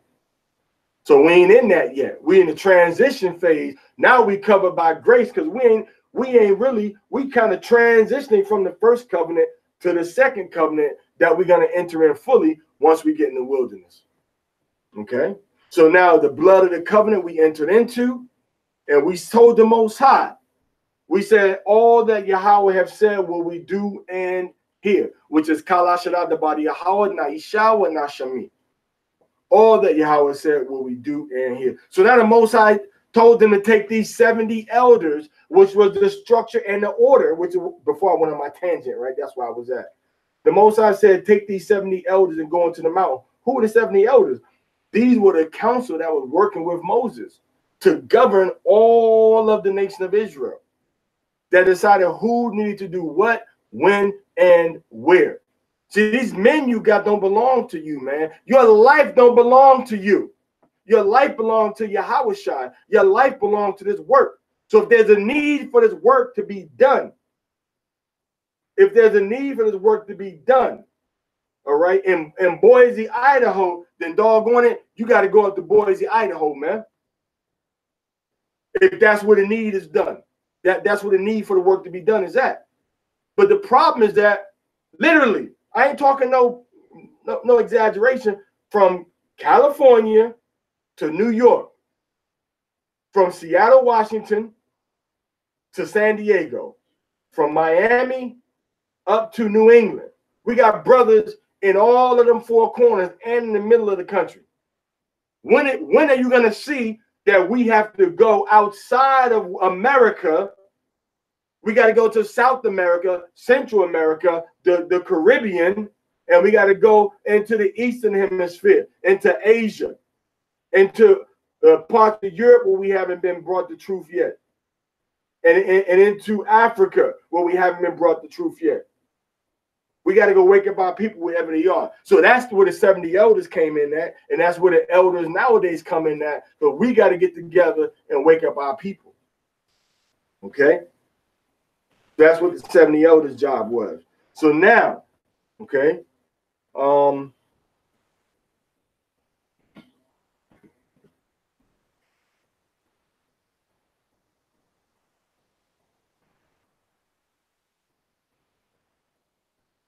now when they talk about the people, the sapphire and the stones and everything, right, in verse 10 and 11, man, that's just talking about the beauty and the vision of Yahweh's power that he gave them a glimpse into, man. That's all that's talking about, man. And you can understand that better when you apply yourself to wisdom, when you walk in wisdom, when you research the 7 pillars of wisdom and do things according to wisdom, then you will understand a lot better. Now, we see that the cloud covered 6 times, 6 days, then the 7th day, the Most High called out from the mountain to talk to Masha in chapter 24, verse 16. He talked to them. So that's showing us that same 6 days, 7 days, 6 days, 7 days, 6 days, 7th day, 6 days, 7th day. We see it all throughout this. We've seen it 3 times in this chapter. We've seen it 3 times in this chapter. We've seen the 6 years and the 7th year. And then we've seen the 6 days and the 7th day. And now again, we're seeing, all right, we're seeing in verse 17 and in verse 16, we seeing 6 days and then the 7th day. All right, 6 days and then the the 7th day, man. So that's what the Most High is talking about. For Israel to be doing the right thing and the righteous thing and getting our act together, man. We're at the end of this thing, man. A lot of y'all brothers waking up. A lot of y'all brothers waking up, man. But you ain't gonna never get a chance to do this work the way we got a chance to do it now, man. So what you want to do? What you want to do? What's gonna be your commendation? Yahweh Shai said he gonna reward every man according to his work. That's like you going onto a job and you see everybody punching in at 9, punching out at 5, sitting down, doing their work, and that's it. No overtime, no initiative. You ain't gonna keep no job like that, man. You ain't gonna. The boss ain't recognizing you. First of all, the boss, Yahweh Shai, told us if you want to get any recognition from the Most High, the first thing you got to do is teach these commandments. See, a lot of y'all say, well, I'm in the truth, and you think your first thing to do is to take the truth. I know the truth. Now I'm going to just teach everybody the truth. But what truth? The law is truth. Yahweh Shai is the truth. That's your first foundation. You got to start teaching people, man, to get that commendation from the Most High. Now, that's what Yahweh Shai said. Yahweh Shai said, whosoever shall do and teach these commandments shall be called greatest in the kingdom of heaven. Yahweh said, take up my cross and follow me. He didn't say follow your son. He didn't say follow your boss. He didn't say follow your dog. He didn't say follow your eagle. He didn't say follow the grizzly bear. He didn't say follow that car. He didn't say follow that airplane flying in the sky. He said follow him. And Yahweh was all about his father's business, man, waking up our people, man, bringing knowledge of salvation to our people. That's what we got to be about, putting Yahweh Shai and Yahweh first above all things forever. So what we want don't even matter. The Most High already got laid out what he wants us to do. He told us in the scriptures. And there's so many things he told us to do that we just plain, let me tell you something. We just are plain rebels against the Most High. We just refuse to do what he said to do, Shara. We see the Most High said to do something, Ashara, and then we're gonna be like, you know what? Well, I'm not gonna do that. I'm gonna do what they doing. I'm gonna do what they doing over here. I'm gonna go join them and help them do what they doing over there. Why? Because that's easy for you. That's easy for you. That's easy. That's why. You think it was easy for me to pick up and just come to a whole nother country? To relocate 3 times, twice?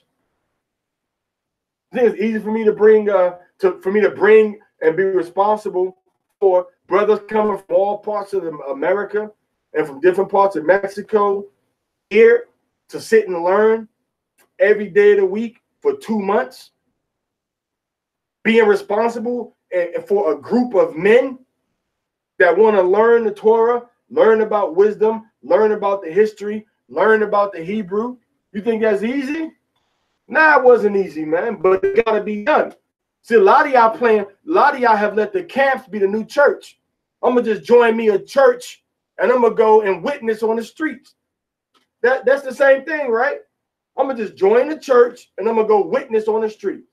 And that's it. That's it. That's all we're doing. You see, but it's not easy to do. This work we're trying to do now ain't for everybody. But we the ones that the Most High is going to give that extra help to. Why? Because we're trying to go above and beyond what we see everybody else doing, man. We got to go beyond the shores of America. And we got to reach our people that didn't come over here yet, man.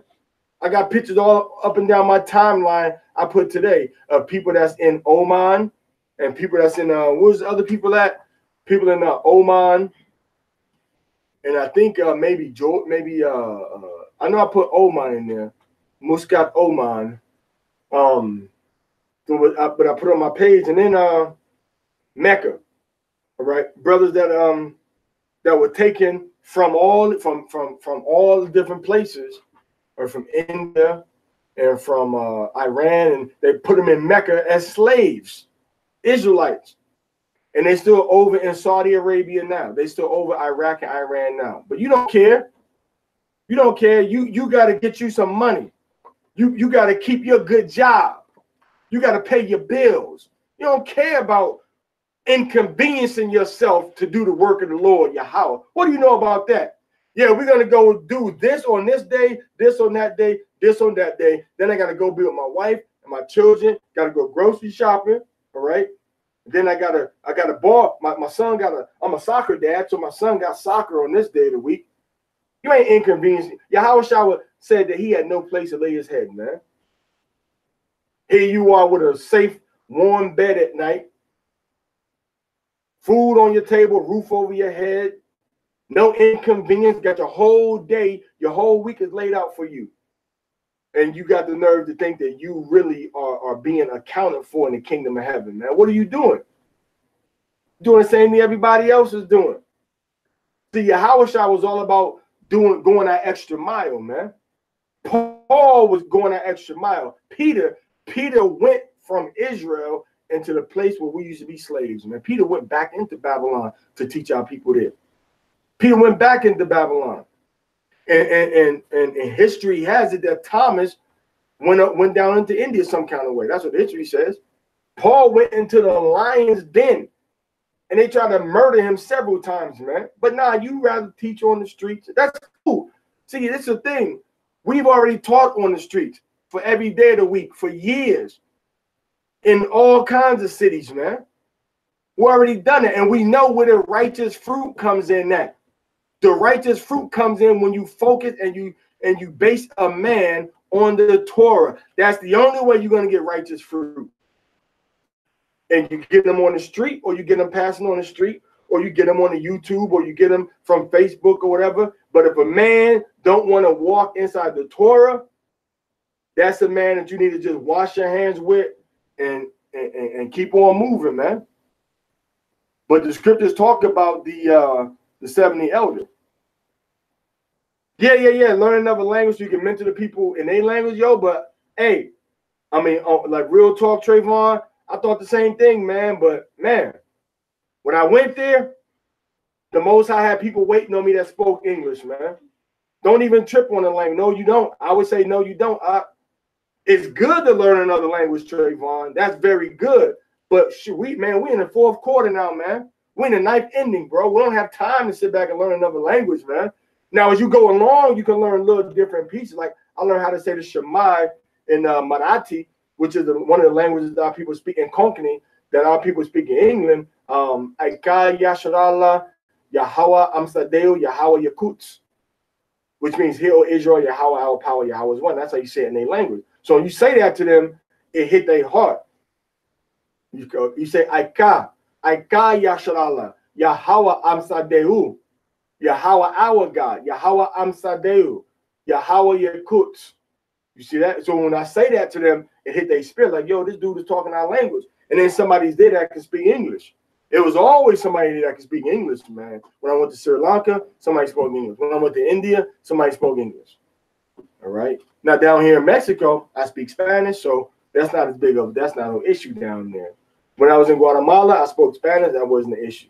Now when I went to the jungles of Central America, into the Mayan village where nobody could speak English, there was a few people that spoke the English, but the English they spoke was different than the English that we spoke. So we had a hard time. So we had to really search out a brother that could translate, for us with our English. And they talk a different form of the Creole, the English Creole down there, because they live by themselves. All right. But the Most High always going to have somebody around that can help you do the work. All right. Shalom Laka, Kadal Tazaya, Isaiah Yasharallah. Brother, you think you open that page to be kind of anonymous, but that didn't last long, did it? That didn't last long. I wonder who's Isaiah Yasharallah. All right. All right, so that's right. Well, the Most High be patient though, man. The Most High be patient, okay?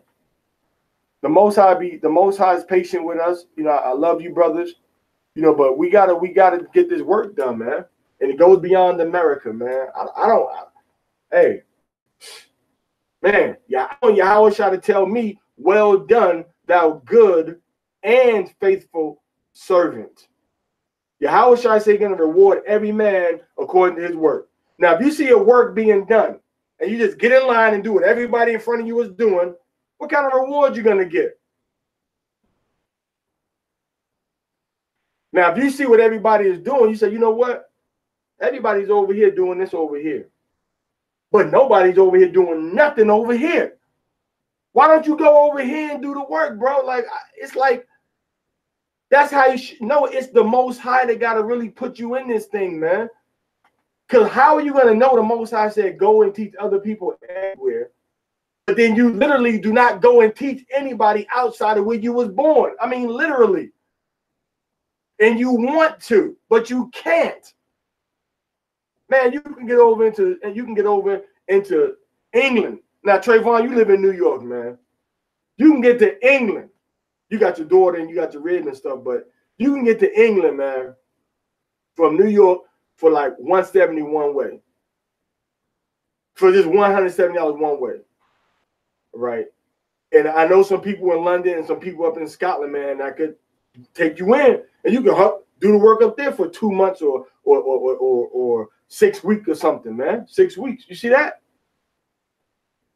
All right, we got brothers all over the Middle East now, man. Brothers all over, and we got brothers in East Africa, and we got brothers in West Africa that can receive you. We got a brother just moved into East Africa, man. Brother teaching down there on his own budget, man. And got his own apartment down there doing the work. A Benjamite brother, man.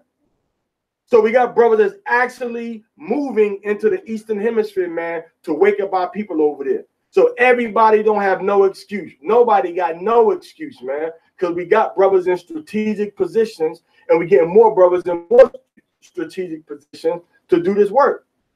Instead of you trying to have a 30-man or 50-man camp, why don't you distribute them men into different areas of the world, not just America, bro, like just the world, man. The world. Because 2 men that's solid in the Torah and solid in Yahweh Shai can do more than 10 men that just woke up and just reading for you and holding camp. So you got to nourish and you get into the spirit of those 2 men and make them committed to Yahweh and Yahweh Shai, man. And once you get them committed, bam, they're going to surpass what 10 men can do. You see, you're looking at numbers, brothers, but you ain't looking at quality.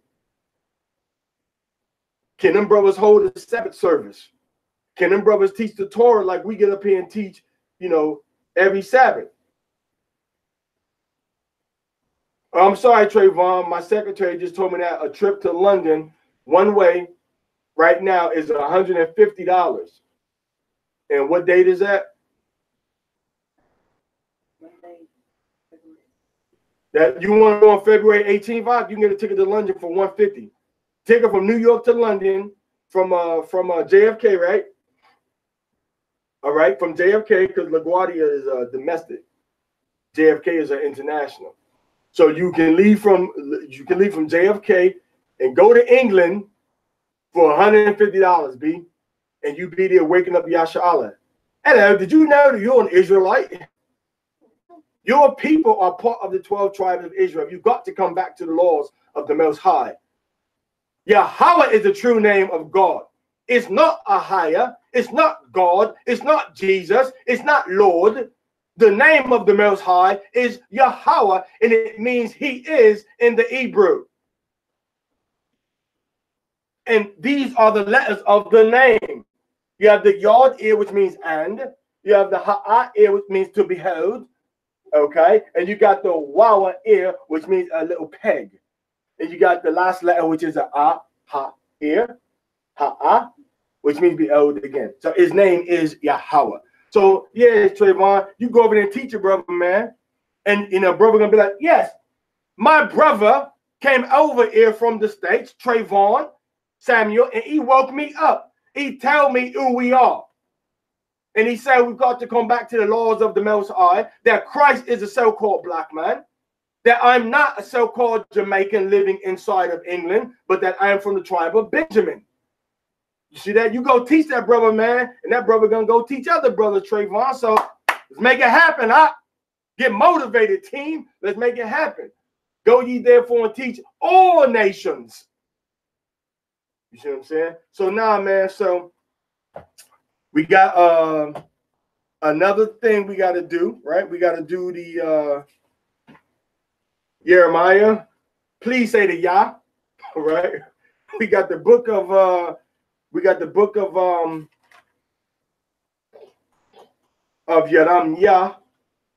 Yaram Yah. Please say the Yah. All right, chapter 34, verse 8 through 22, and chapter 33, verse 25 and 26, and that's gonna be next reading. That's my time.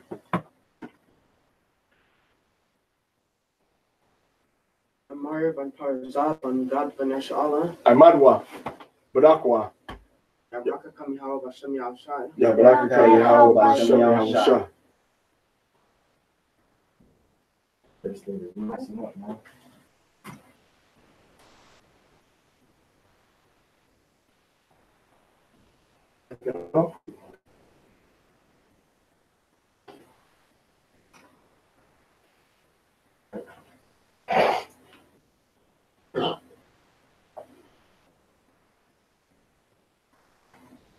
Jeremiah chapter 34, verse 8 to 22. The word that came unto Jeremiah from Yahweh, after that the king Zedekiah had made a covenant with all the people that were at Jerusalem to proclaim liberty unto them, that every man should let his manservant and every man his maidservant, being a Hebrew man or a Hebrew woman, go free, that none should make bondmen of them, even of a Jew his brother.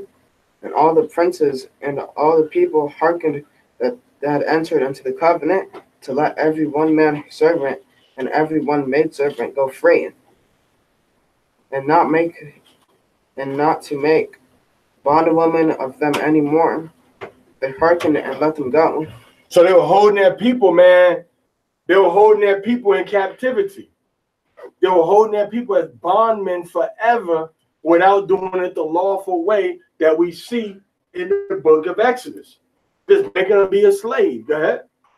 But afterwards they turned and caused the servants and the handmaids whom they had let go free to return, and brought them into subjection. Now they let the people free, then they made them come back and made them like slaves again, man. That's the same thing Solomon did, Shakata. Remember Solomon did that, right? He was oppressing the children of Israel. All right, go ahead. For servants and for handmaids.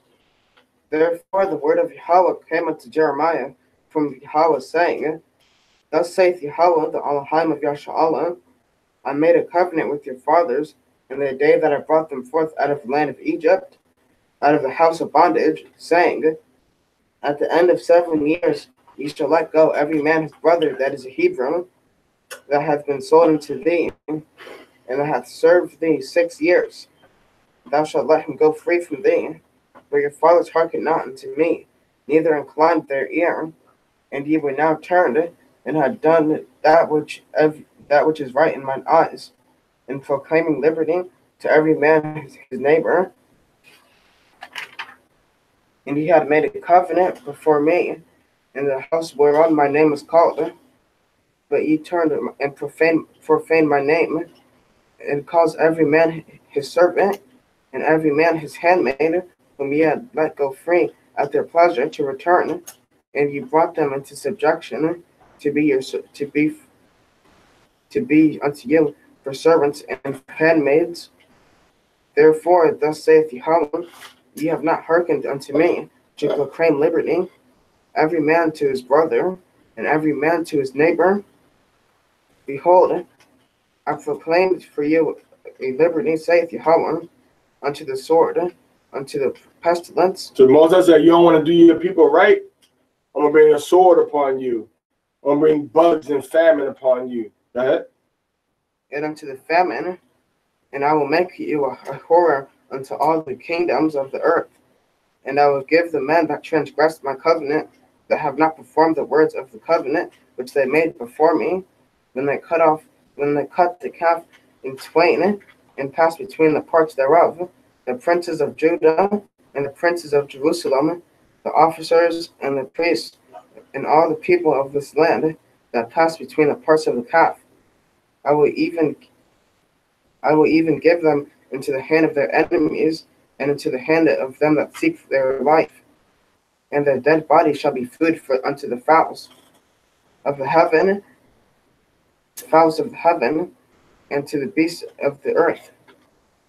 And Zedekiah, king of Judah, and his princes will I give into the hand of their enemies, and into the hand of them that seek their life, and into the hand of the king of Babylon's army that are gone up from you. Behold, I will command, saith Yahweh, and cause them to run into the city, and they shall fight against it, and take it, and burn it with fire, and I will make the cities of Judah a desolation without inhabitant. Thus saith Yahweh, if my covenant be not with day and night, if I have not appointed the ordinances of heaven and earth, then will I also cast away the seed of Jacob and of David my servant, so that I will not take of his seed to be rulers over the seed of Abraham, Isaac, and Jacob, for I will cause their captivity to return. So the Most High saying that he gonna have the seed of David gonna be the rulers over the children of Israel, and the only way he gonna break that promise, right? Right. So he said that's a promise he's gonna keep. So a lot of us are the seed of David through some kind of way. Those of us is really trying to keep these commandments. Those of us just trying to rule in righteousness and set up a structure amongst our people. Those of us that are waiting for King David being risen up to our people, like Yahweh have said.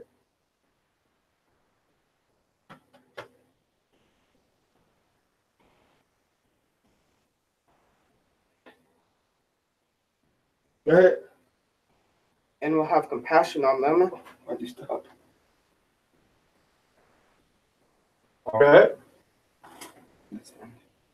Oh. All right. So next reader, Matthew 26, verse 20 through 30.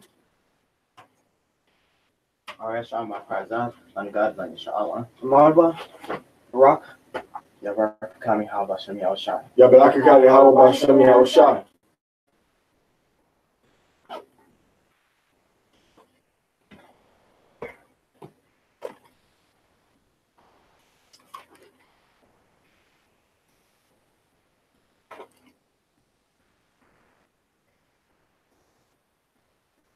Matthew chapter 26, verse 20 through 30.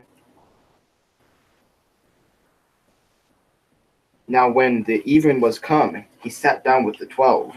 Even was coming that the sun had gone down and we had moved into a new day. Any of that time period. Go ahead. And as they did eat, he said, verily I say unto you, that one of you shall betray me.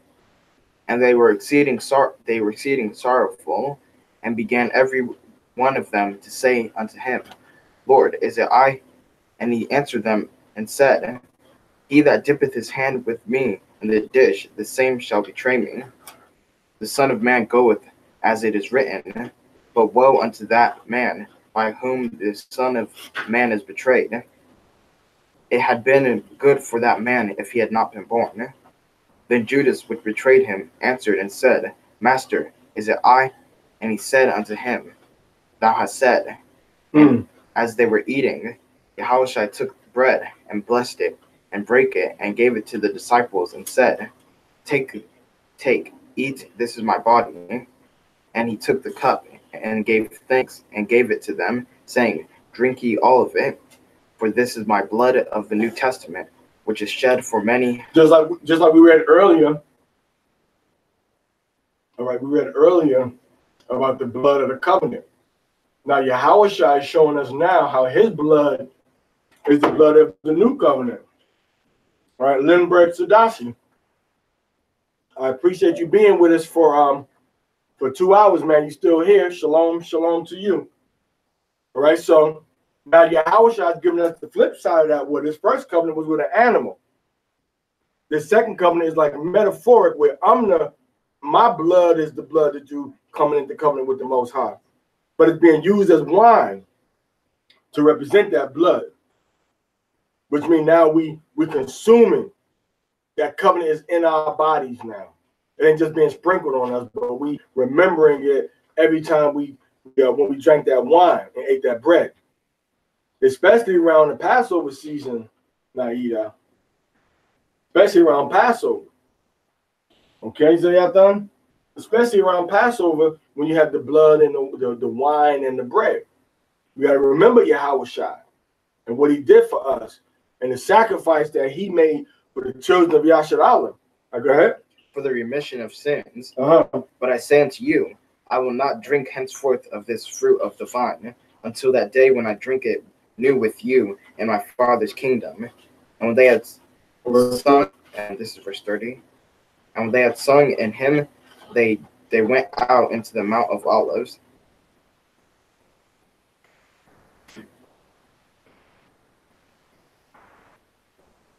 There's some insight on it. All right.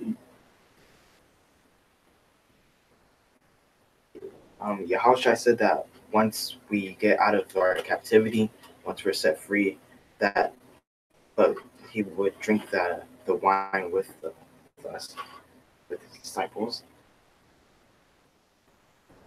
and that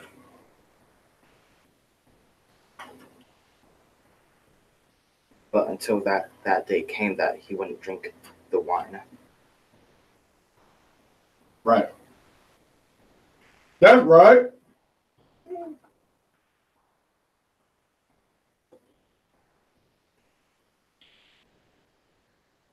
Judas and Yahushua betraying them and food and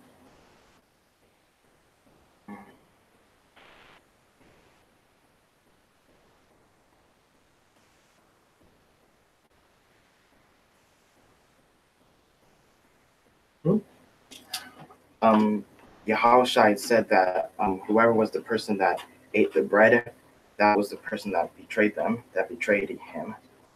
And Judas was the one that betrayed him. He asked him if he was the one. And Yahushua so told him that he just said it. You said it, not me. And you know it, man.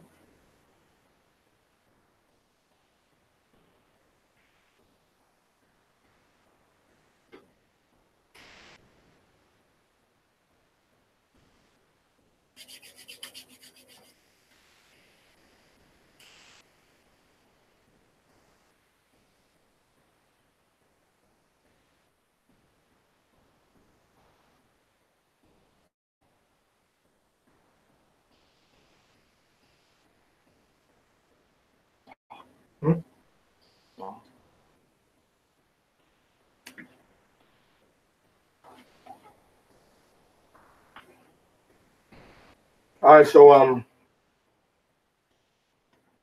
like to thank everybody once again for being patient with us, for sitting here with us. Hey, TORAH, Trayvon, I appreciate that, man. Brother said, good job in raising your sons in Torah. And the daughters too, right, daughters? Give themselves a round of applause. All right, so yeah, so this thing is no joke, man. Yahushua, you got Judas that came after him. I thank you, brothers, once again. When we get into these type of Torah lessons, man, we're gonna get into like a lot of really, you're gonna see the moral and the civil applications of the law. You're gonna see the moral and the civil applications of the law. So when we see these moral and civil applications of the law, You're going to see how the spirit of wisdom moves in the law on a very deliberate level. And if you see that, you understand the importance of the law and the importance of keeping the law, and then you understand the importance of teaching our people, you know, the laws, commandments, and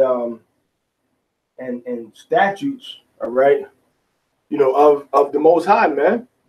So this is something that we're really gonna have to, you know, look into, Kaya, and really go into what is the law, how do we do these laws, and how do we apply these laws on different levels, because there's different levels of understanding inside the Torah. All right, but the basic level of understanding is what it says, and you know, to do exactly what it says inside of the book. You know what I'm saying, Amaria? Or did you zone out? I said there's different levels of understanding inside the Torah. And the basic level of understanding for the Torah is to do exactly what it says. You understand what I'm saying, Amaria? You got me, Zayatan? And so that's, man, what it says. So we got to study and do it, and then we got to blend that with Yahweh Shai.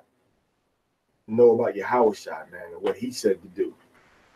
All right, so all praise to Yahweh, Bashem, you know, Hamashiach Yahweh Shai. All right, and for, you know, helping us to come back in his truth, come back to the commandments, and to repent of our sins, all right, and to walk in his laws, commandments, and his statutes. All right,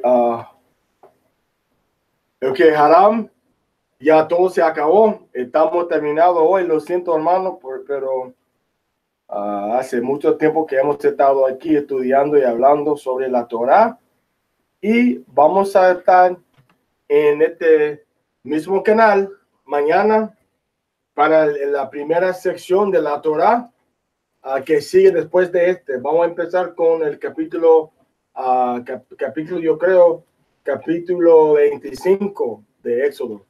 Okay, Nakia Yashalom, time to go. We all finished now. All right, so remember the next new moon is gonna be tomorrow, right? The next new moon is tomorrow. Tomorrow night, February 3rd. Tomorrow night is a new moon, February 3rd, or if you're in India right now, tonight is the new moon. If you're in India, the brothers in India, all right. To Ahab, Prakash, and to Premnath. Tonight is the new moon, so-called Sunday night, the new moon, February 3rd. Okay. So then, April 18th to April 19th is the first day of the Feast of Unleavened Bread, Passover. And April 24th to April 25th is the last day of the Feast of Unleavened Bread and Passover. All right. And Shabbath, or the Feast of Weeks, is going to be June 7th. All right. And then the Feast of Trumpets is going to be, September 27th at sunset. Day of Atonement is going to be October 6th. The first day of the Feast of Tabernacles is the 11th of October. And the last day of the Feast of Tabernacles is going to be October 18th to October 19th. Right? So that's what we got. That's what it is. And that's what it do, Hebrew. So Shalom Lakam. Let's go to the east. Hit me on the inbox. We got to wake up our brothers and sisters in this eastern hemisphere. Shalom Lakam. May Yahweh be with you. I love you. Shema Yasharallah Yahweh Eloheinu Yahweh Echad. Hail Israel, Yahweh our power, Yahweh is one. Shalom Lakam. Yabarakakam Yahweh Bashem. Hamashiach Yahweh Shai. Shalom.